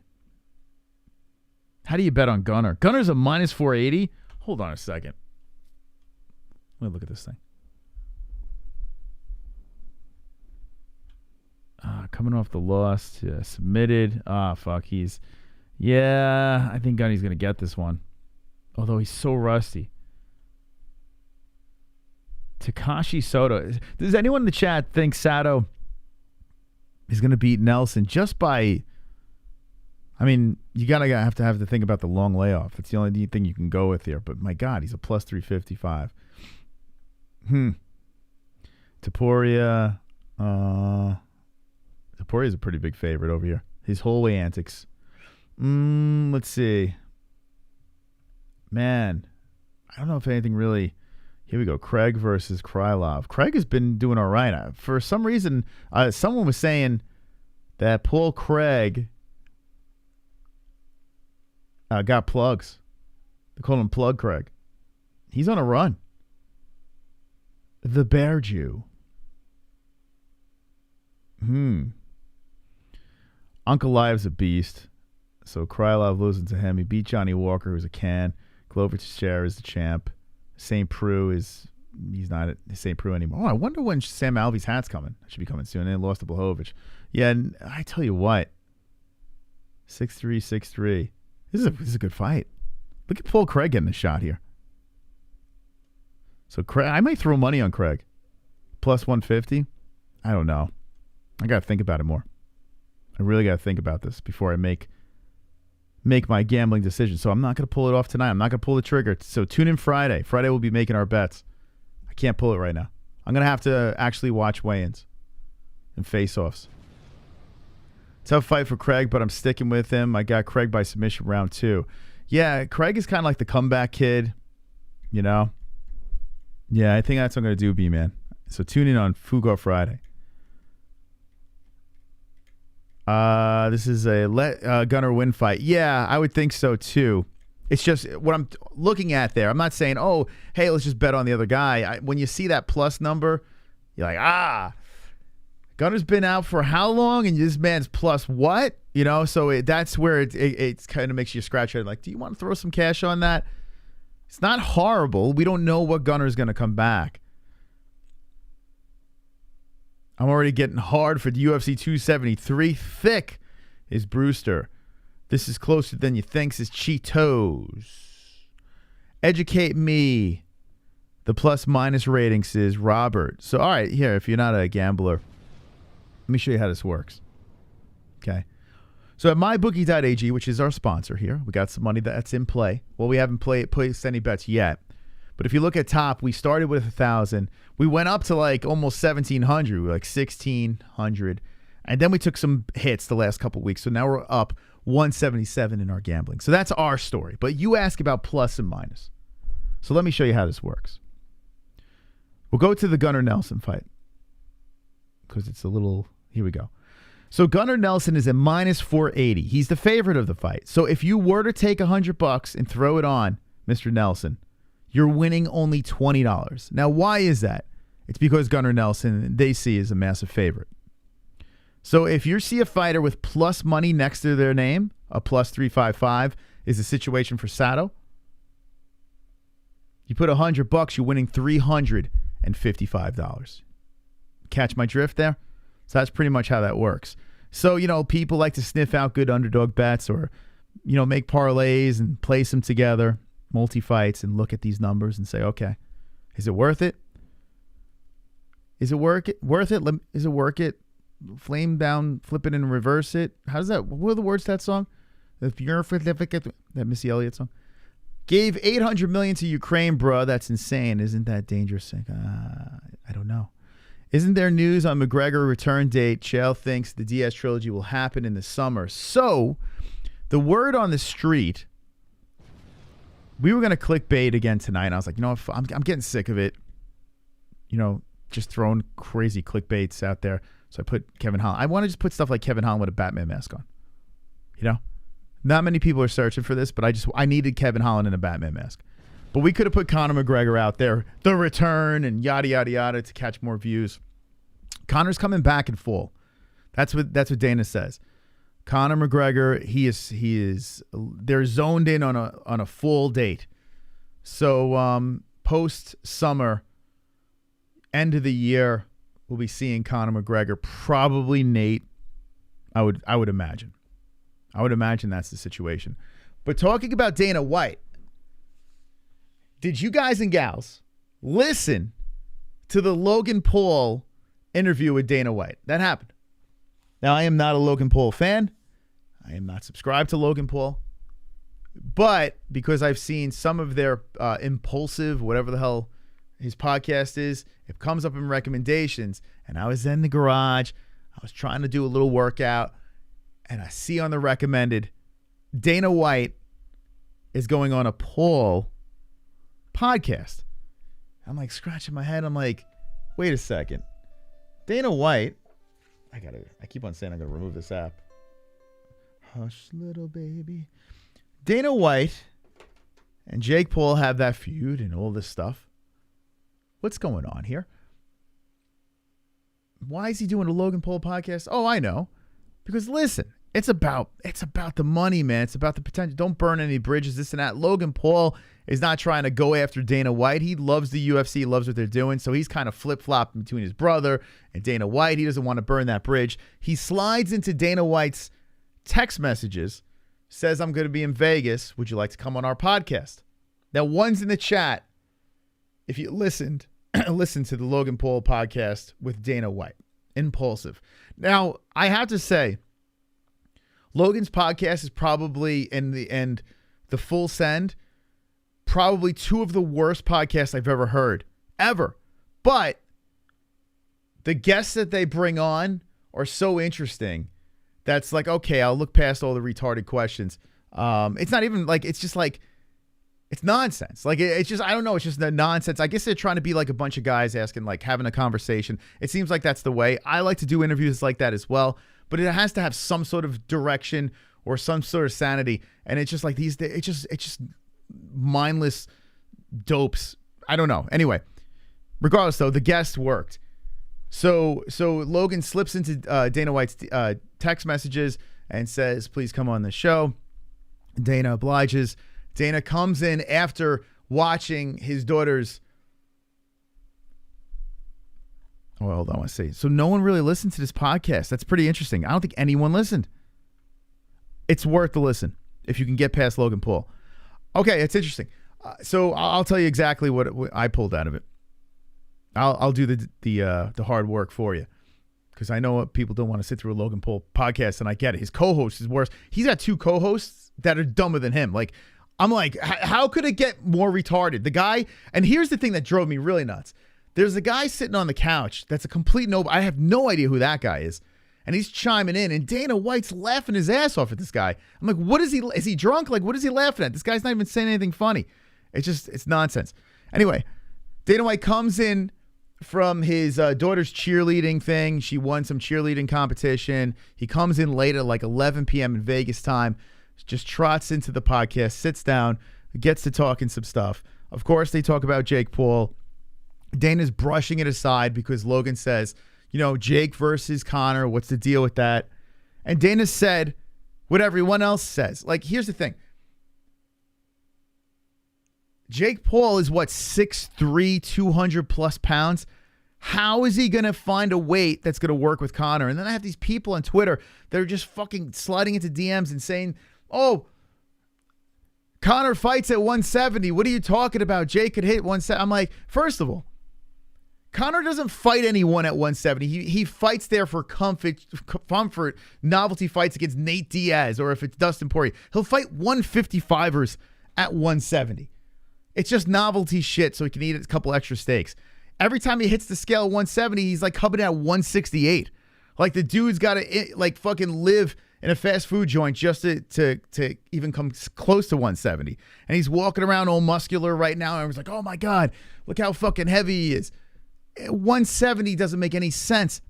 Fighting a guy that's like 200 fucking pounds in Jake Paul. And I understand when you look at the resume, Conor McGregor is an actual mixed martial artist. The guy's been doing it way longer, yada, yada, yada. But it's apples and oranges. You don't put Jake Paul in an MMA fight, a guy that's massive compared to a guy that used to fight at 145. It's just ridiculous. Now, if it's two knuckleheads going at it, sure. But here's the UFC's cash cow. Why in the world, when Dana White could milk more money out of this man, why would he just completely take Conor McGregor and throw him in a lose-lose situation just for one hit? It makes no sense. It makes no sense business-wise. It makes no sense for the UFC to do this. Now, maybe when Conor's about to retire and he wants to do some fucking circus crazy shit, then yeah, sure. But if Conor seriously wants to compete more fights, he already damaged himself by fighting Floyd Mayweather, the best boxer of all time. His first pro fight, he goes fight Floyd Mayweather. That was damaging enough as it is. I don't see it happening when he considers himself still in his prime. It doesn't make any sense. So anyway, that's squashed. But the thing that did stand out, and that was interesting, Logan Paul says, hey, Dana, sign me. I got a wrestling background. And Dana's like, I'm not saying no. Now, I'm pretty sure that Dana's not saying no to Jake, too. Jake fighting in the UFC is something that can happen, just not at this moment, and not Conor McGregor. Maybe down the road, maybe a different story, but not at this moment right now. Jake could fight in the UFC, there's no doubt about it. But Logan Paul, who is going to be in WWE, I don't know what that's about, but Logan Paul is all over the place. The guy's got gazillion followers on his YouTube channel, whatever's going on with him. Slapboxing the whole deal. Dana's open to it. Dana's open to the Paul brothers coming over. Specifically Logan. Are you interested? Because a lot of people in this chat couldn't give two shits about Paul brothers, YouTube, the whole deal. They like the UFC for what it is. We saw the CM Punk experiment. Are you interested in a Paul brother experiment? Logan or Jake? And if so, which brother are you more interested in? Curious. Actually, I'll put a poll in too as I look into the chat. Are you interested? Because I know it's a conversation that might annoy some, but it's almost inevitable. Paul, hold on. Brothers entering. I'm the slowest typer in the world. Okay, here we go. Are you interested in the Paul brothers entering the UFC? Okay, ask the community. And I understand why people wouldn't be interested. I get it. I do get it. Listen, I'm not interested in Jake versus Conor. But if Jake comes in the UFC and fights a guy within his, size, and it doesn't have to be as big as him. He could fight a smaller guy, but someone closer to his size. Yes, I would have interest. I would. Because I like a story. Like, I'm the type of guy that I enjoy the fights tremendously. Like, I'm locked in on a Saturday, whenever the fights are going down. I love watching them. We watch every single UFC fight. Love watching these guys and gals compete. But the lead up I like as well. Paddy Pimblett getting into a fight in a hallway, that interests me. It's stupid. It's dumb. Colby Covington calling this person out on Twitter and yelling and screaming. I'm interested. Conor McGregor running around with his titanium shimbo. I'm interested. So I'm going to leave that in the chat until the end of the show. But are you interested? As long as they don't change the rules. Yeah, there's always a possibility that would happen. I want Jake and I want him to win, says Uncle Gozerian. Wow. Wonderful, wonderful. Greg Hardy, CM Punk, Paul Brothers, all in one night. Let's do it, Mike. Where can I sign for that? Let's go. If you're going to spend $80 on a pay-per-view, that's the way to do it. Let all the novelty fights happen on one night. Logan couldn't compete with anyone at light heavyweight, says B-Man. Logan does have wrestling, legit wrestling background. His boxing's kind of suspect. I don't see him. He kind of like his body, his physique, the whole deal. I feel he's more fit for a wrestler. So I think he wouldn't do horrific. I don't think he would be like a champion, but he is an athlete. And a guy that's kind of a subpar boxer with a wrestling background, the UFC probably would be a way better fit than boxing. It just so happens boxing, you get paid more. But I think the UFC would be a better fit. No Butterbean MMA rules. Would love to see Jake versus Tony Ferguson. Look up Jake Paul versus MMA fighter. I did see that. Where Jake was kind of begging for mercy. Brock Lesnar versus Jake Paul. Where can I sign for that fight? Benji, please. Tell JBM to stop watching Snooki and get on here, damn it. The baby should be... Actually, should be sleeping soon. Should be soon. But we got to wind the show down soon. I don't know. We'll see. We'll see what happens. Maybe she could slide in before that happens. Would he be better than Jake Hager? Yeah, Jake. Whatever happened to that experiment? The guy was in Bellator, Jake Hager, and then all of a sudden kind of fell off the face of the earth. Does he still compete? He was literally throwing windmill punches at Floyd. Yeah, I know, right? Like, there was a sequence where Jake Paul he looked like he was in a mosh pit. Like, just clubbing hands. Like, just going nuts. It was just bizarre to see. The guy is a wrestler. He's not a boxer. He's not. But I tell you what, Logan Paul, I should say. Did I say Jake? Logan Paul would be interesting in UFC. I'm not saying, hey, this guy's going to be a champion or anything like that. But as a novelty fighter, way better Logan Paul than the CM Punk thing. I don't know. I'm not WWE, AEW. I don't know any of that. I don't do any of that. So see, the CM Punk thing is just like, I don't know. It's nonsense. You're not jealous of, hold on. Nelk, bruh, you just think it's bad podcast. No, I'm not. Actually, I got to say, what Nelk is doing, if you're a content creator, why would you not want to be doing that? Like, I mean, any person that creates something on YouTube or whatever, you see what the Nelk guys are doing. And by the way, I was thinking about this. The brand is Nelk Boys, right? They're going to have to eventually change it to Nelk, because what's going to happen when they're running around in their 30s and 40s? Kind of like Wonder Boy. Like, everyone's like, okay, bro, you're not a boy anymore. The Nelk brand, like, I would imagine it's going to not be Nelk Boys anymore. Like, when do they grow up? Strange. But the podcast, let's be serious.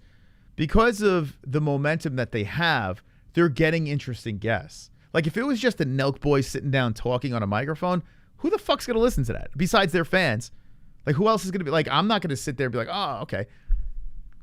I don't care what you think, but I do care about your guests. And that's the smart part of podcasting. You get those top tier level guests, and that helps. Look at Brendan Schaub. If Brendan Schaub didn't surround himself with all the right people, no one would give a shit about Brendan Schaub. It's not like he's bringing himself up because of, you know, him being Brendan Schaub. Let's see. How about Logan versus Jake in the UFC? I mean, they were teasing that, right? The Paul brothers were going to fight. Could you imagine if that happened? I mean, the internet would break. I don't know. I mean, I guess I would care. I don't know. It's not like I'd be running to that pay-per-view, but I would have some sort of interest.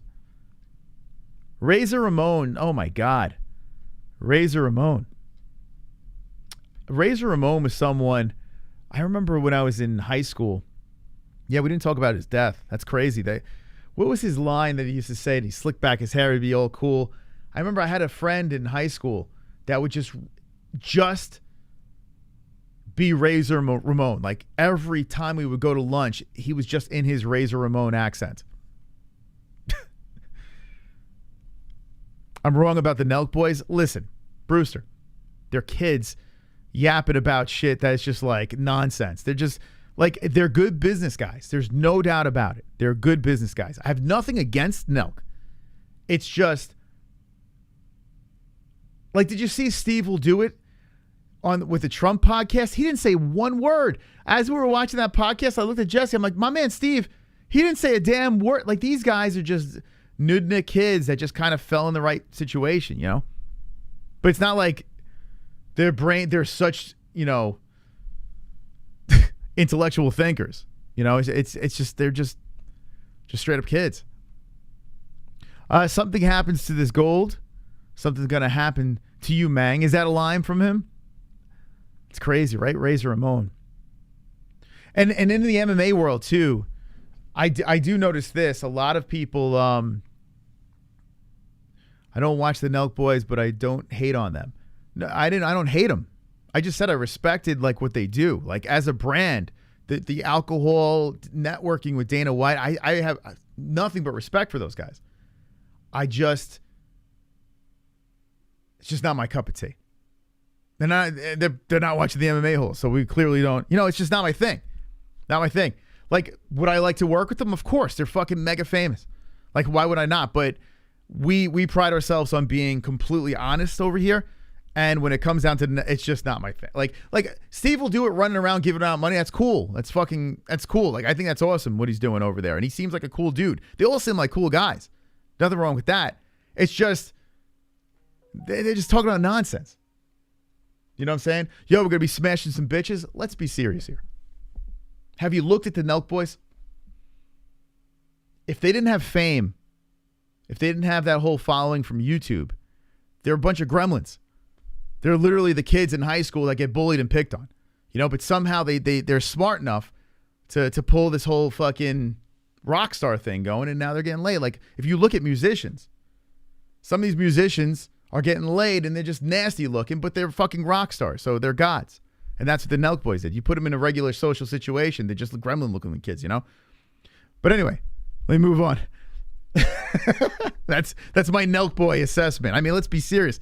What is the dime piece of the Nelk Boys? And it's so funny because I'm watching these guys. Yo, we're getting some hot bitches tonight. I'm like, bro, if I went to high school with you guys are getting the leftovers. Not like I'm a fucking dime piece, but I'm pretty guaranteeing that your guys are getting the leftovers.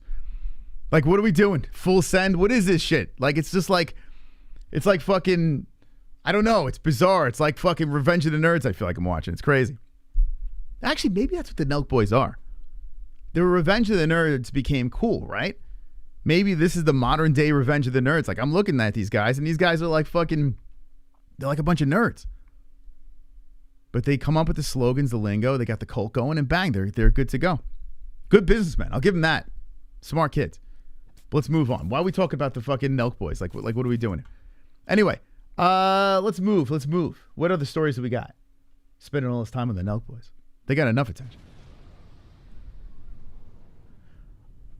Let's see. All right, let's move on. Let's see what we got. What else did Jess put in here? So we got Dana White, the Jake Paul, trade shots about Conor McGregor. I mean, It's a weird thing. I think when it comes down to money, Dana will work with Jake. There's no doubt about it. Chris Curtis is out. He is out of his upcoming fight. That sucks, man.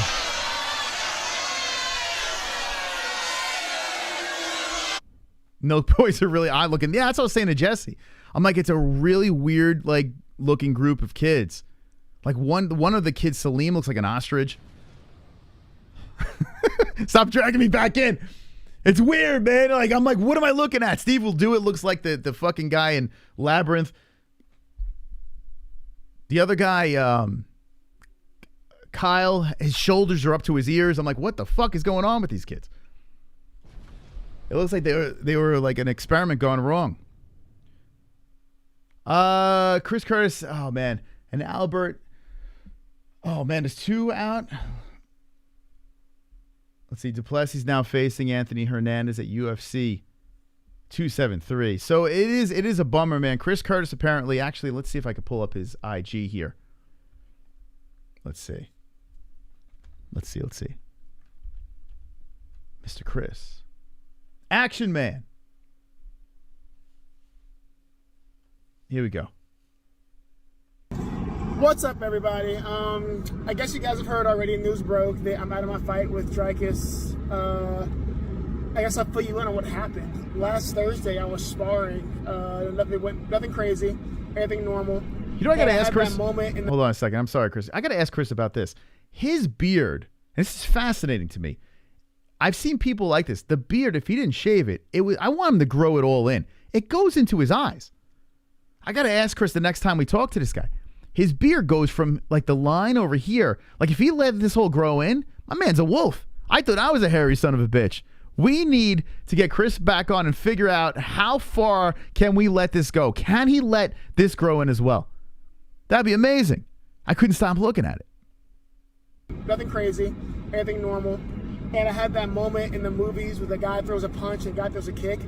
But instead of like clashing and canceling out, his kick folded my wrist like a fucking cheap accordion. So I go get an x-ray and I fractured my wrist. Saw a specialist yesterday morning and he's like, oh, you know, maybe 4 weeks of recovery. I was hoping the UFC would be like, hey, you know, you can do it. See how you feel this week. And the specialist was like, no, man, you're not fighting. I'm not clearing you. This is stupid. So I wasn't cleared to fight on the 9th.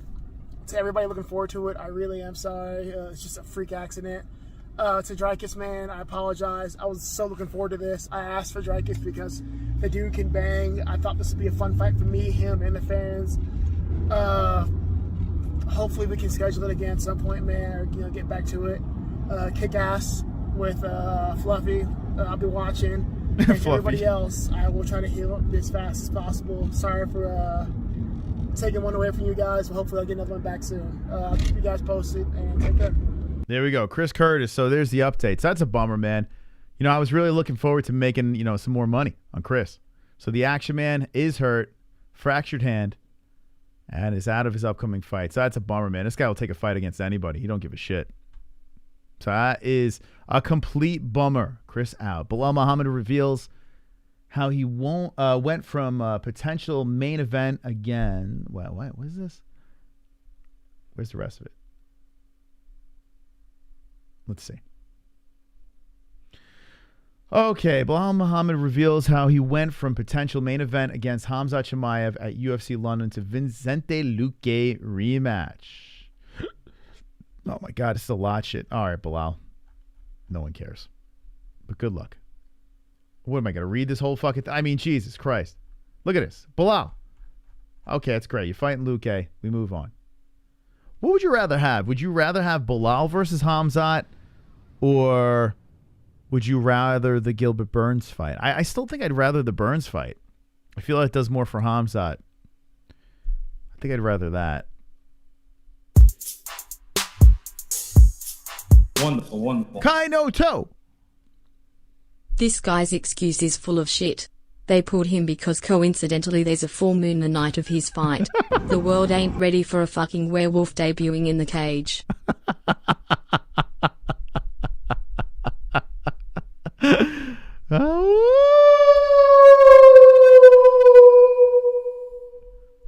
Yeah, Yeah, we slipped into his DMs. We were supposed to have him on in a couple of weeks, but he's been a busy man.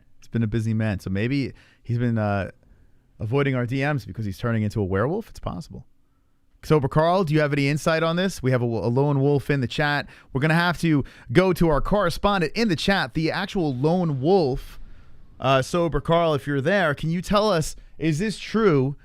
Are the accusations from Kainoto correct? Let me know. And he just drops an Cumshot needs to beat 1-1-2 dude before you swallow his way. Jesus Christ. So let me get this straight, Brett, and I love you to death, but I'm going to have a little fun with you right now. I swallow HELWANI Chimaev's wang, but you swallow the Nelk Boys' wang. Which is worse? I'll let you answer that. Jess, what would you say? Nelk Boys, for sure. All right. Brett, help me out in the chat. Help me out. What is worse? And welcome, Jesse, to the stream. All right, Jess. How did it go? I'm nervous. What are you nervous about? Ellie took a little tumble today about an hour before bath time. Mm-hmm. And then we did bath time eating. She hit the back of her head. And they say keep her up for an hour if she's normal, blah, blah, blah. But paranoid me, I'm looking for like every possible sign that something's wrong. She was acting completely normal. And I kept her up for 2 hours. And she was normal all the way up until bedtime. No bumps. Should be fine. Nothing like that. But now I'm like, I don't know if I want her to be sleeping right now, All right, well, more importantly, do you think that Chris Curtis is out of this fight because he's turning into a werewolf that night? Yes. Okay. Yes, bitch! Yes! Chris! Yes! Yes! Yes! Yes! Yes! Yes! I love you, Chris! If the glove touch is still up, or Kendall, if you have any videos we can show of your interviews from BYB, slide into our DMs. We'll show them because we didn't get a chance to do that yet, but we'd love to show the interviews from Kendall and the glove touch. Okay, yeah, so Chris is out of that fight. Francisco's an awesome dude. I tell you what, we've been having guests on the show, like legit people. I'd be like, yeah, I'd hang out with that dude. That's a cool guy. Francisco's got 2 kids. He's trying to guide us in the way of leading Ellie into a good life, Jess. He was giving us some good advice. What kind of advice? You got to watch the stream. I can't. I don't want to repeat everything. It happened. But yeah, real nice guy, and that should be a banger. I think that one against Dodson's gonna be really good, a fun one. So fireworks on the MMA-Holes April 2nd. April 2nd. A lot of people in the chat who are parents are saying she's good. Yeah. So I'm just gonna have to trust you guys because I am freaking out. I showed him the snake. Oh yeah. I showed him What do they think? Our pet snake. What is it, Milo. I showed him Milo. Milo? You named it Milo? I think that's Milo. I just named him now. Cain Velasquez. Here we go. The last story that jumped in here. Cain Velasquez. What's this about? All right. Let me pull it up for you. 1 second. Noise. By the way, I'm looking at the poll. This is wild. Are you interested in the Paul brothers entering the UFC? 51% say yes, and 49% say no. That is wild. What do you think about that? That's crazy. I mean, I could give a shit, honestly, but so would it be yes I'm or not no? surprised that people are interested. Yeah, I had the Impulsive podcast on. Jessie just walked. She didn't want anything to do with it. I don't know. Like, and I don't mind listening to Dana White. It's just, I just can't like.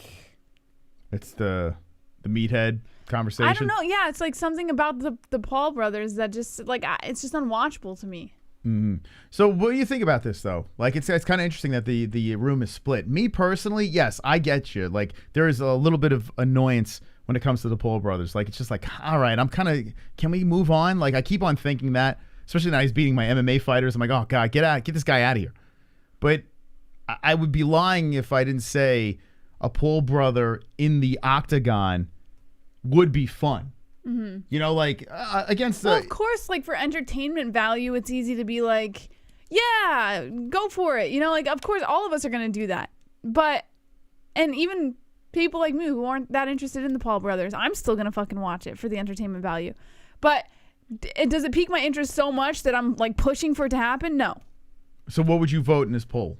I would say, no, I am not interested, but. Oh, there's no I but. would watch. So what would be the answer? No? I guess no. Okay. So that is interesting to me because then I'm assuming there's probably a bunch of people that said no that are still interested. Mm-hmm. Right? So I guess what we're seeing is, I don't know, it's interesting. I guess we're still going to be leaning towards the yes. All right. What's this Cain Velasquez? Yeah. So Dana White and MMA luminaries write dozens of letters in support of Cain Velasquez, according to Mark Ramundi of ESPN. UFC President Dana White and some of the best fighters in the world, like UFC welterweight champ Kamaru Usman and retired former lightweight champ Khabib Nurmagomedov, wrote letters in support of Cain Velasquez to the Santa Clara County, California Superior Court last week. Velasquez is being charged with attempted murder and 9 other counts after targeting a man who is charged with molesting one of Velasquez's young relatives. Velasquez, the former 2-time UFC heavyweight champion, is currently in Santa Clara County Main Jail without bail. Judge Shalina Brown, I think that's how you pronounce her name, denied Velasquez bail at a hearing on March 7th. In the 34 letters obtained by ESPN, the authors asked the court for leniency in Velasquez's case, many of them mentioning that he is a family man, has no criminal history, and has been an exemplary friend, teammate, and colleague for over a decade as a professional fighter. You know what? Yeah, this is what they got to do. Make sure he's mentally stable, right? And if everything clears out with the docs, say, okay, give him a pass. He fucked up, but at the same time, he was doing the right thing. And he didn't kill anyone. Yeah, no one died. Actually, you know he what tried to, but he didn't kill anyone. They should have asked the guy that got shot. Hey, make that guy to make the decision. What do you think that guy's going to say? He's You know probably what they gonna say, should write in the put letters? him in jail. They should write in the letters that he should have killed him because he would have saved a lot of other kids from this happening to them. So, I'm curious. The guy that got shot, where is he? Why isn't he? They said he ended up in the hospital, but didn't they? No, they pressed. Does he put forgive charges Cain? on him. Did he? Oh, he did put charges. I think the guy got arrested too, right? What? Yeah. No, I'm talking about the guy that got shot. Yeah. The stepfather.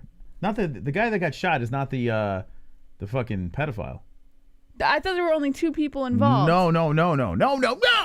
There was a guy driving. There was another person who was the stepfather, I think, of the pedophile or some shit. Right? Is that the case? Yeah. He didn't hit the right. So here's the problem. All right. So here's the problem.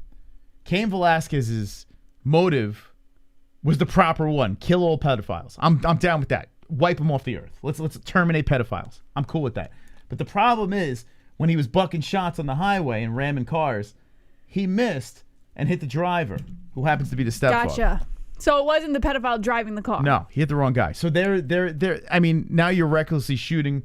Gotcha. You know, you got a lot. Okay, so the story changes a little bit. So you didn't know that from the beginning? No, I thought it was just the pedophile in the second car, and he was just chasing him down and shot him. Okay. So what do you think now? What should Cain face? It's tough because even though it was an innocent man who got shot, he was still protecting a pedophile.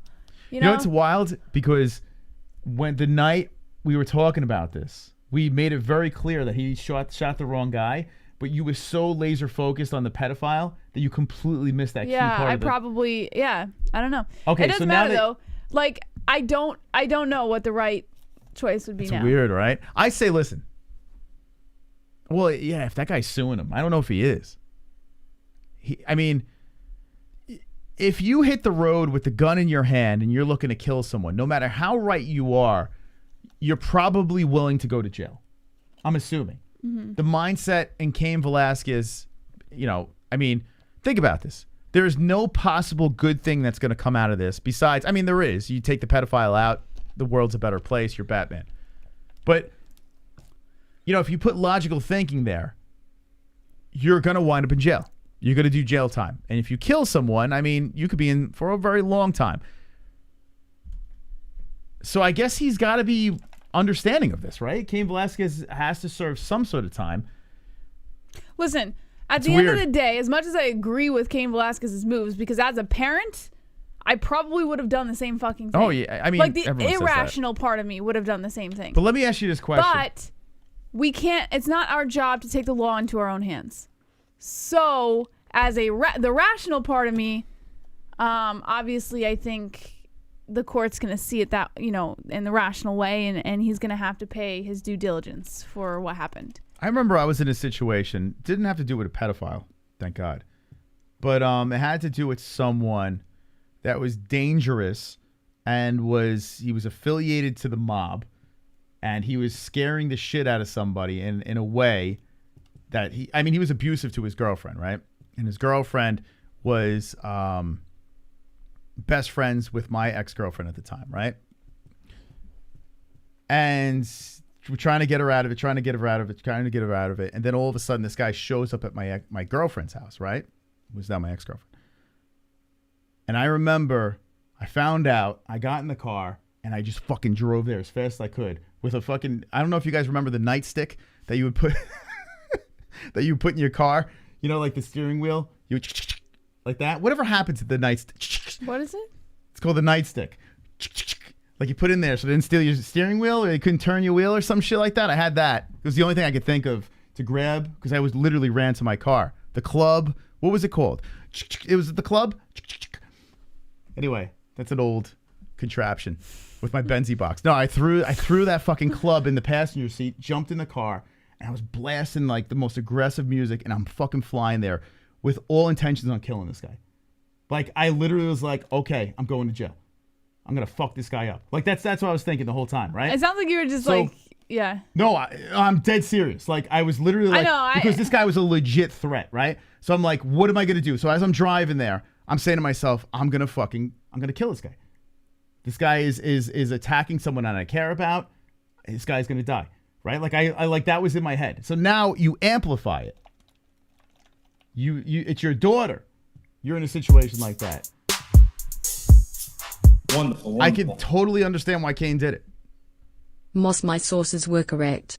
I asked my buddy how they got the info so wrong. The word was that some guy did something sexual to another guy.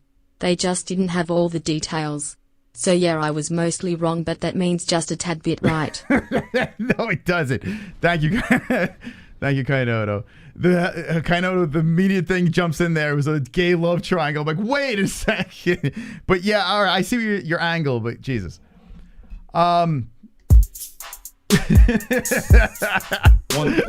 The gay love triangle. My sister is a nurse. I told her what happened. She said, this must be her first kid. Unless it's a brutal hit, not to worry about it. Kids are going to fall and take bumps more than you remember. Kid 2 can fall out of a tree and you'll laugh. Yeah. I know, but when it's the back of the head on a hardwood floor, it makes you a little nervous, you know? Yeah, I'm sorry. If you don't know what that's talking about, there was a conversation prior to our baby fell. And babies, yeah, it happens. Like they bump their heads. It's scary. It is scary because their heads are, you know, their brains are, you don't want them to do that. But it was a slip and she'll be okay. All right. So, you know, now, like, if I put myself in that situation, in a situation that's honestly way lighter than what's happening here, I can understand how a human being could put themselves in that irrational behavior. I know it's dangerous. It's reckless. You shouldn't be driving like that. You shouldn't be shooting and bucking shots. Yeah, everything about it is irrational. We should find a way, though, to iron this out. The guy didn't die. You know, Cain probably is going to serve some sort of sentence, but it's got to be minimum, right? You can't go away for a long time here. You can't. You just can't. It's just not. It's not right. I don't know, but I'm thinking with my heart and not with the law. So that's my thoughts on this. So it's Cain Velasquez. What's the deal here? What's the gist of this story? Since we went on that whole tangent. All right, so. I mean, the gist is that Dana White and a bunch of other fighters sent letters to the court trying to deem him, I guess, responsible in everyday life, and that this is just, you know, he just had a moment, you know? Yeah. I guess that's what they're trying to argue. All right, let's see what the chat says, and then we'll wrap this up about Cain. I mean, it's a messed up situation for sure. I said kill them all, says Aunt Ann. Lieutenant Dan says 2. Jim Lay says suspect chin. Sober Carl says Cain is a loving guy. Dude Chronic says give a bottle or something. Loza says Taporia has 3 times more wins than Pimblett. Taporia is number 15 of his division, so he fought better opponents. And Pimblett opponent is 1-3 in the UFC and 4 total UFC fights. It's a tough fight not to make, right? Especially after what happened. It's a tough one not to make. Cain loves his family so much, the sober Carl. Kainotos is textbook example of momentary insanity. I mean, it's not even momentary insanity. I mean, it is. It's not though. Like, I mean, I guess it depends on how you look at it. $2 for the baby proof the house fund. Yes, all donations from this point is going towards Ellie's helmet that we're gonna put on her. We're gonna put her in a helmet. Thank you, Pulse. Appreciate it. That was very nice of you. It is because, you know, I'm the type of person that needs analogies. I'm the type of person that, like, if you tell me a story, I kind of have to hear a different story in order to understand the actual story. Like, it's weird. I was like that in school. I could only learn if you disguised it. It's like food that you don't like and you put something delicious on it and all of a sudden you can eat it, right?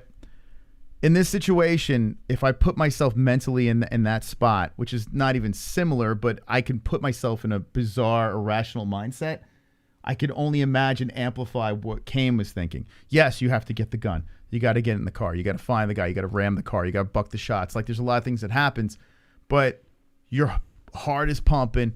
Your mind is racing. You know, God knows he's probably got Ricky Martin blasted on the radio, living La Vida Loca, just driving like a fucking lunatic. Upside, inside. No? You don't think he was blasting Living La Vida Loca? I think he was. Okay, last comments on this, then we'll move on. I'd be crazy, says Duke Chronic. Brett says Sage, ha ha ha. Jim Lay says Cain became John Wick, kind of. Yeah, pretty much, right? Only John Wick doesn't miss. Duke Chronic says my son. Kainoto says I'm changing my name to Kainoto until they release Cain. Yeah, the problem is these are athletes that take shots to the head over and over again. Everyone's thought is it's CTE and this and that, so that doesn't help his situation.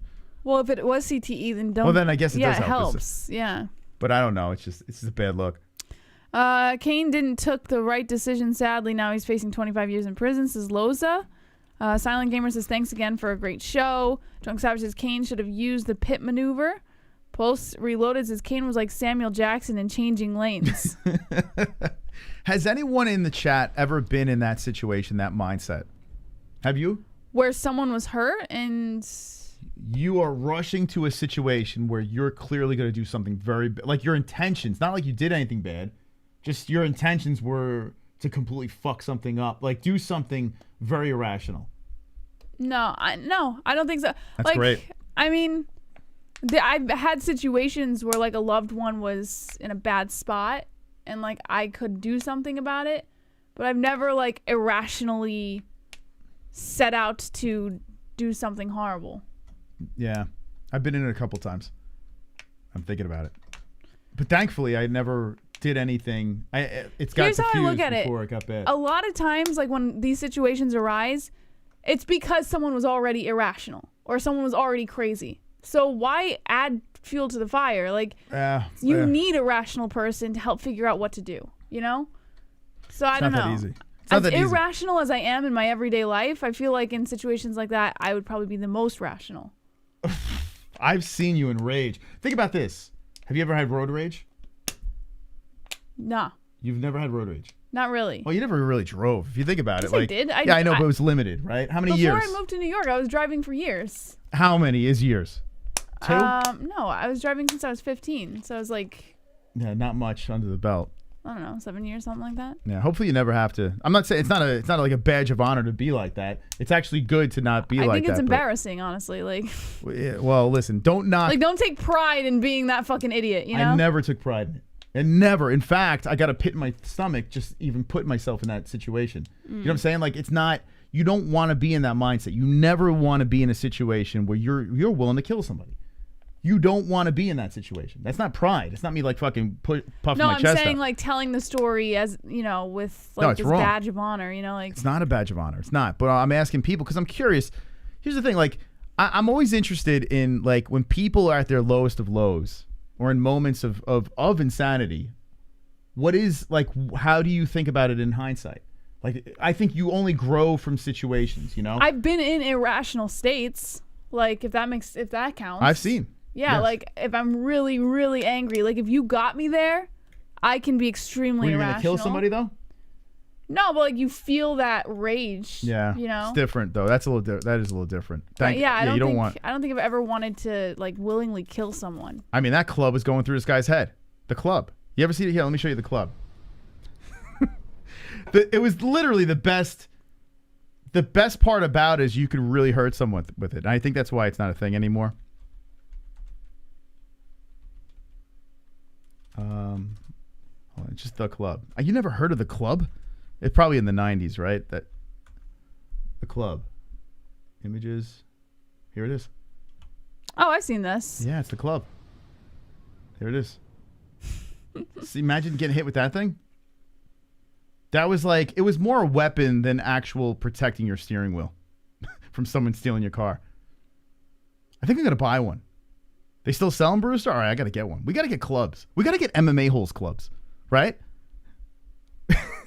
With our logo on it, right? Because it's the greatest thing. It's like, oh, no, this is not a weapon. And no way. It was in my car. I didn't put it on the steering wheel.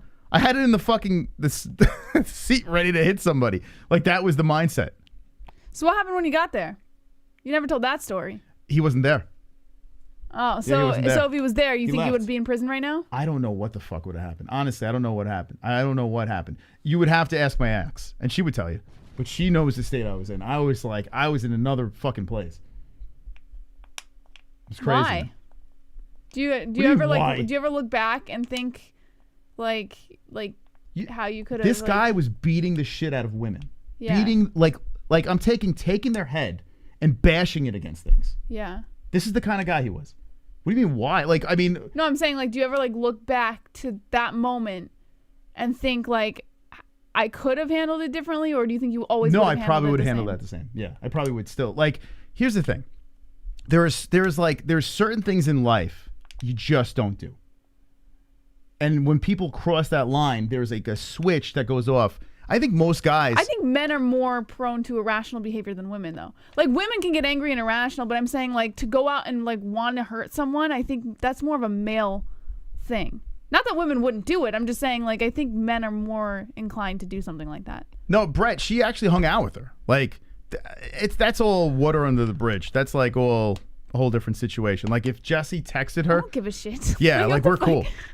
It's not like what you think it is. It's a weird scenario. Oh, gonna start some drama here. Yeah. But, I don't know. What the fuck were we talking about now? What were we saying? I think men are more inclined to irrational behavior. I don't know. I think that's like, I don't know. Like To men, set out and want to go hurt someone. well, it's not like, hey, what are you doing Saturday? I'm going to hurt somebody. Like No, that's I'm not. saying you're like so frustrating to talk to because you're not listening. Yeah. I'm saying like if something happened to get you into that irrational mindset, I think men are more inclined to want to go physically harm someone than women. Well, men are the protectors, right? If you think about it, right? The man is the guy who protects the house. Rah, rah. Like I was talking to the guy today that came over and took the snake, right? And he was talking about guns and how he's got this fancy AR and his wife's got the little pistol. Like he's like the protector with the big fancy gun and the whole deal. Like men are always, the protectors. I mean, we're physically stronger if you think about it, right? We're built to protect our family. That's what we're here for. Unless you're Henry Cejudo. But wouldn't you think if you were Cain Velasquez? Yeah. Wouldn't you, like, I get it. You're built to protect. You're built to, whatever. But wouldn't you think that you're doing your family more harm by going out and acting like a fucking Neanderthal and just trying to destroy everything in your path? You're doing your family more harm because now you risk not being around for your family. We're talking about irrational thinking in a moment, right? Sometimes you can pull yourself out of their irrational thinking, but in other times you can't. And other times when and yes, you're thinking logically, and a logical human being would be like, yes, I am not going to take the gun. I'm not going to hit the highway. I'm not going to bash into the car and start bucking shots. That's a rational person saying that's stupid. But irrational Because in your mind, someone did something so fucked up that it doesn't matter what you do. Nothing you can do is as fucked up as what that person did. Think about it that way. No, I get it. Like I said, I totally understand. It's just, I don't know. I think there's like I said, I think men, when they're put in that situation, I think all logic does go out the window, whereas women do have the ability to kind of turn the logic on a little bit in a situation like that. Well, I mean, when it comes to protecting the family, yes, I would agree. But just in a psychological aspect, I think women are, I think, more weak-minded when it comes to rational, because you guys have hormones. What do you mean? You have hormones. So there's more chances that you're going to be irrational in situations than rational. In a situation about protecting a family, though, yes, I would agree with you. Men would probably be more irrational in that situation. Although... Did you just say women are more weak-minded than men? Yes, it's the complete truth. But not. Listen, you guys are smarter. You are smarter. I'll give them that. Women, book smart at least. Not common sense. But think about this. Car accident down the block. I tell you to stay in the house. You march out in your fucking pajamas with nothing in your hand. Because you're not gonna fucking tell me what to do. Hold on, nothing in your hand. Think about this. This is a true story. I actually had my phone. Her phone. The baby monitor. And the baby monitor. Car accident down the block, the middle of the night, loud bang, smash. This could be a drunk driver, which it was, with a weapon. God knows what the fuck this guy's doing. With a weapon? He was drunk. What is he gonna get out and guns blazing? Hold on. Let me just paint the picture and let me see you scurry out of this one. I go to get in the car. But don't over embellish it for what it is. Hold on, I'm telling you exactly how it happens. All right, don't get defensive. I get in the car to go drive out there. She storms down the block. And I'm like, whoa, stay in the house. Let me just go scope it out. Like a logical person in the car in in a vehicle that could kind of block a bat or something like that or whatever, right? Just gonna roll up on this situation and say, hey, what's going on here? Miss Rational over here comes with the fucking PJs down the block, marching down the block in the middle of the night. Let me see what's going on. Did you tell them that the rest of the entire neighborhood was out as well? You didn't know until you got there. Correct? You could see him down the street. Okay. Were you being rational in that situation? I think I was, because there was a million other people out there trying to see what's going on. Everyone heard it. The whole fucking neighborhood was out on the streets. You could see them walking. And now I rest my case. There we go. Conversation's over. Thank you very much. But here, he's acting like, oh, we were in some desolate area and there was no one around. No, everybody was out there. Everybody. You said you didn't understand. This guy's not going to come out fucking guns blazing on 20 fucking people. You didn't understand irrational behavior, but that was an irrational action, right? You went on instinct. I went out there and I did tell him someone could be hurt. Okay. That's what I said. Yeah, someone could be hurt. And if someone's hurt, all hands on deck. Irrationally, let's go out there and check out what's going on. Now, put yourself in a situation where everything is amplified to the fact where you're like, I want to kill this person because of the horrible thing that they did. Now you take that adrenaline rush of you running down the street and seeing what's going on. And I didn't have adrenaline. I literally went down there thinking someone could be hurt. Okay. That's what I thought. All right, we'll move on. I think the stories are done, right? When it comes to this. Was there anything else you wanted to talk about? The UFC London card, Paddy Pimblett? No, I threw everything in Discord, so if you covered all that, then everything's pretty much... Any thoughts? You want to give your thoughts on Kevin Holland or any of that? Nah. You're done. All right, Jesse's done. All right, chat. Thank you for joining in. Appreciate it. We'll be live Friday night. We're going to do the bets. There are some things that are tickling my interest, but I can't pull the trigger yet. So I'm going to wait for the face-offs and the weigh-ins and see and collect some data again. Do this wise as these bets for Saturday. And that's that. Let's move on. All right. I'm going to go make some dinner now. Some din-din. All right, guys. Thank you so much for joining us. We will be live again on Friday night for Fook Off Friday at 10 p.m. Eastern Time. Make sure you guys hit subscribe, hit the notification bell, hit the like button. And thank you so much to our sponsors, Head Rush, Mystic... Come on, Jesse. I'm sorry. Head Rush, MyBookie.ag, Sheath, UFC on ESPN Plus, and Undisputed Belts. Thank you so much to them. Promo code MMA-Holes is MMAHOLES for all of your discounts on all of your favorite products. And as always, don't be an a-hole, be an MMA-hole. By the way, ladies, Just because I think you're weak-minded does not mean that I don't like you in any way. I love all the women, the mothers out there. You're beautiful people. Without you, there wouldn't be us. So thank you for you and your vaginas. A black man can't drink?